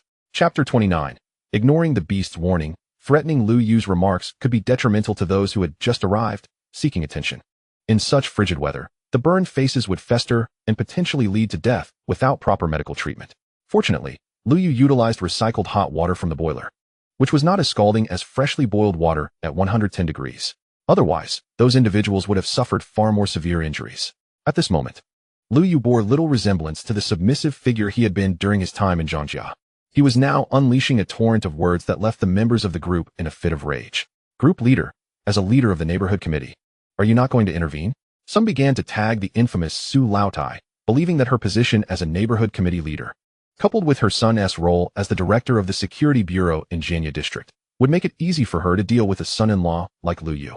Before her phone, Su Laotai wore a cold smile, thinking, "You expect me to come to your aid? In your dreams. You can't even provide for my dear grandson. And yet you wish for my assistance?" However, she could not reveal her true thoughts in front of the others. Feigning righteousness, she declared, "Liu Yu, you have erred in this matter.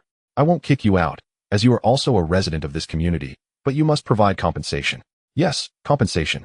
We need medication and food. Otherwise, once the weather improves, I will sue you. I have a lawyer at home, quite renowned in Tiannan, and I assure you, you will lose." She continued, "My sister-in-law is also a lawyer, a well-known female attorney who has won countless real estate disputes. She can easily deal with those troublesome individuals, ensuring they not only miss out on housing but also have to repay loans, while incurring a legal fee of 5 of the total property value. Are you scared, young man?" The speaker was likely a relative of one of the injured parties. "Liu Yu, you must provide sufficient funds and at least half of your family's material compensation. Who said they came to your home for food, and you couldn't speak properly? This is intentional harm, a crime that warrants imprisonment. Do you understand?" "What? Are your relatives judges? Is there a Wang Hao involved?" Liu Yu remarked with a hint of sarcasm. Little did he know, the individual quickly retorted, "Kid, how do you know? Are you afraid? Hurry and pay up, or I will call someone to arrest you." "Impressive. I'm in awe. Is this a facade? Why do you want to intimidate me, a mere child of over 200 months?" Liu Yu replied, feigning fear. The individual grew irate. "What nonsense are you spouting? We are discussing your compensation. Otherwise, once the supplies arrive, you will receive nothing." Faced with threats and intimidation, Liu Yu remained unfazed. With his days filled with idle leisure, either watching television or engaging in adult games with Lu Shirshir, he found it somewhat tiresome. Thus, he felt an inclination to engage with these beasts of the community, as he had little else to occupy his time. Su Laotai interjected once more, "Liu Yu, now is the time to present half of your family's supplies as compensation. Afterwards, I will ensure they draft a letter of understanding for you. You can pay without facing imprisonment." "You old hag, what are you babbling about? Simply allowing you to stand here is generous enough. You want money and supplies?" "You must be dreaming," Liu Yu retorted, offering Su Laotai no semblance of courtesy. "Sure, here is the refined translation of the provided text. Very well, just wait, young man."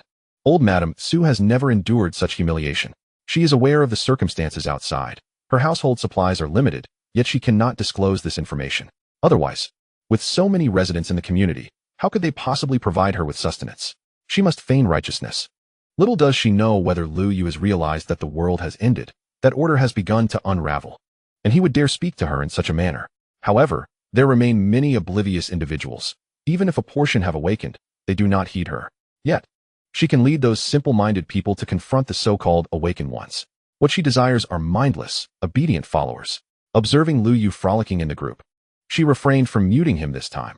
He was essential for her to assume the role of the villain, while she pretended to be just. This would lead the common folk to believe that despite the heavy snowfall, the situation was not dire. The government would not abandon them. Supplies would surely arrive to rescue them, as long as they followed their leader. Consequently, old Madame Su re-established two groups. One group included everyone but Liu Yu. The other group consisted of those recently injured, and some who were aggrieved by Liu Yu and sought revenge against him. Liu Yu noticed some individuals departing the group. Liu Shishir remarked, "Liu Yu, some have left the group. Were they driven away by your provocations?" "It is possible," he mused.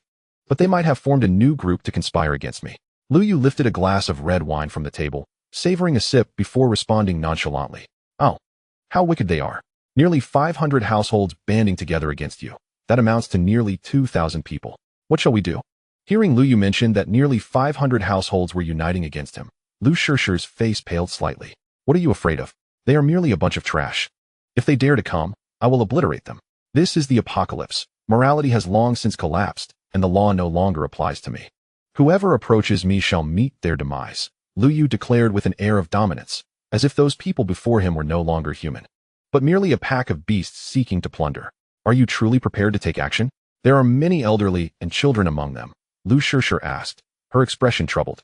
"What elderly and children? They are all demons in disguise. I am not one to indiscriminately slaughter the innocent. If they do not trouble me, I shall not seek them out. However, should they choose to court death, they must not blame me. Of course, there are exceptions. In due time, I shall go out and eliminate them." Observing Liu Yu's nonchalant demeanor, Liu Shishir felt that he did not resemble the foolish, naive person Zhang Ren had described, but rather, he appeared to have accidentally gained insight into the situation. "What are you thinking?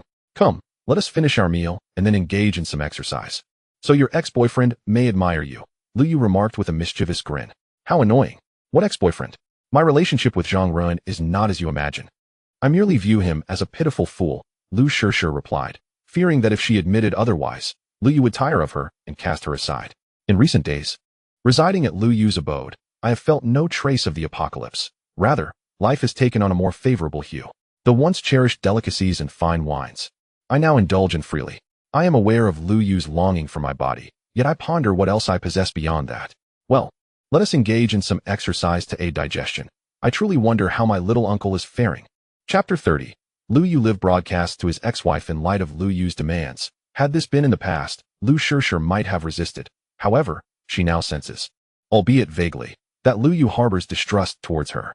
At times, her thoughts seem to provoke in him a desire to harm. To survive, Liu Shishir dares not oppose him. At least for now, devoid of the means for self-preservation, she recognizes that she cannot act thus. Gradually, she realizes that her feelings for Liu Yu may have evolved into something more profound. Is it love or dependence? Even she cannot articulate it. Liu Yu sent a message to Zhang Ren, only to find that the fellow had not replied in quite some time. An hour later, during intermission, there was still no response. What could he be doing? Has he lost interest in you? Liu Yu inquired of Liu Shishir, who, taken aback by the question, shot him a withering glance. "What kind of insatiable inquiry is this? I have laid myself bare before you, yet you remain fixated on this matter." Yet, she too is at a loss for how to respond to Liu Yu. Since he is unavailable, surely my ex-wife has not severed ties with me?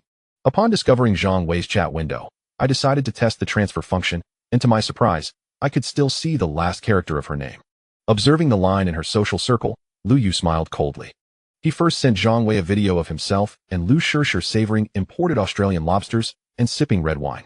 Before long, Zhang Wei replied, "Liu Yu, what do you want? You've put me in such a predicament, subjected to ridicule. What more do you desire? I seek nothing but to observe how you, a woman devoid of moral integrity who has taken up with her brother-in-law and born a child, is faring now," Liu Yu responded, infused with bitterness. "Oh, so now you're frightened? Offending so many in the community, and yet you dare say Liu Yu is quite brave. Why hadn't I noticed before? If only you." Zhang Wei's message trailed off. Liu Yu interjected coldly, "Had you not been in bed with your charming brother and conceived a child beforehand, perhaps things would be different. Yet, it seems you sought me out to conceal your sordid actions. Well, I could always terminate that child and have you bear me another." Zhang Wei shamelessly retorted, perhaps feeling the weight of recent injuries suffered by Zhang Ren. her reckless nature unable to find release, leaving her with a sense of loneliness and emptiness. Alternatively, it might be that she is aware of the abundant resources Liu Yu possesses and seeks to deceive him, coveting all he has.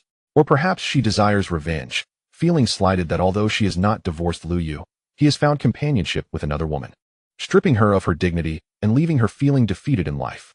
Regardless of one's thoughts, these matters hold no personal significance. Zhang Wei, while cursing Liu Yu at her phone, still made an effort to express her concern for him through messages. She urged him not to be afraid, suggesting he move in with her, promising to forgive his past actions and ensure his safety against the neighborhood's threats. Upon receiving Zhang Wei's messages, Liu Yu could only scoff, thinking that after he had shared his resources with her, those people would likely cause him trouble, and she would abandon him without hesitation, leaving him to face them alone. Liu Yu, rest assured, my words are sincere. Seeing Liu Yu's prolonged silence, Zhang Wei feared this fool might flee and hurriedly sent him another message. For the sake of resources and revenge, she couldn't afford to let Liu Yu escape. Liu Yu pretended to be oblivious and asked, Wei Wei, are you telling the truth? You're not deceiving me. Liu Yu, legally, I am still your wife. While I am angry, I acknowledge my own faults in that matter. I forgive you. So please come back quickly. I will protect you well. Remember to bring the supplies with you. If you have too much, let me know the location, and I will send someone to collect them. As husband and wife, I would never harm you, Zhang Wei said earnestly. Had Liu Yu not been aware of this woman's malice, he might have believed her. Feigning innocence, he replied, Wei Wei, I have harmed your brother. He even liked other women. Aren't you upset? Upon reading his message, Zhang Wei's grip on her phone tightened, her heart filled with a desire for revenge. She thought, I do not hate you. I forgive you, but once your resources are in my hands, I will be the first to incapacitate you. However, with the goods not yet secured, Zhang Wei's fingers trembled as she typed, Liu Yu, Zhang Ren has his shortcomings as well. Now that things are as they are, let us focus on living well together moving forward. Let the past remain in the past. I want to concern myself with your previous affairs. As long as we can lead a good life. Really? You're not deceiving me? Liu Yu feigned surprise. Indeed, I am not deceiving you. Come back quickly, Zhang Wei replied, her voice akin to a mother calling her lost lamb home, filled with sincerity. How splendid. If that is the case, Wei Wei, prior to my return, may I indulge a little longer? Would you permit it? Liu Yu said with a cold smirk, noting that his stamina had nearly been restored. He playfully patted Lu Shishir's slender waist, and though she shot him a reproachful glance, she had no choice but to comply and pose as he desired. As a woman accustomed to promiscuity, Zhang Wei understood Liu Yu's intentions. She had heard from Zhang Ren that Lu Shishir was currently at Liu Yu's villa. The indulgence Liu Yu spoke of undoubtedly involved some unspeakable escapades with Lu Shishir. Yet, with the resources still unclaimed and the person not captured, she could only endure. Zhang Wei continually reassured herself that once the supplies were secured, Liu Yu could meet his demise. Feigning calmness, she said, Liu Yu, I have told you. You are like a lost lamb. As long as you return, everything will be forgotten, and we shall start anew. Feel free to indulge yourself, but upon your return, I shall devote myself entirely to you, allowing you to experience my tenderness. How wonderful. Wei Wei still understands me. In the past, I blamed myself for being oblivious to your inner feelings. If that is the case, let us begin anew. Could you please answer the voice call?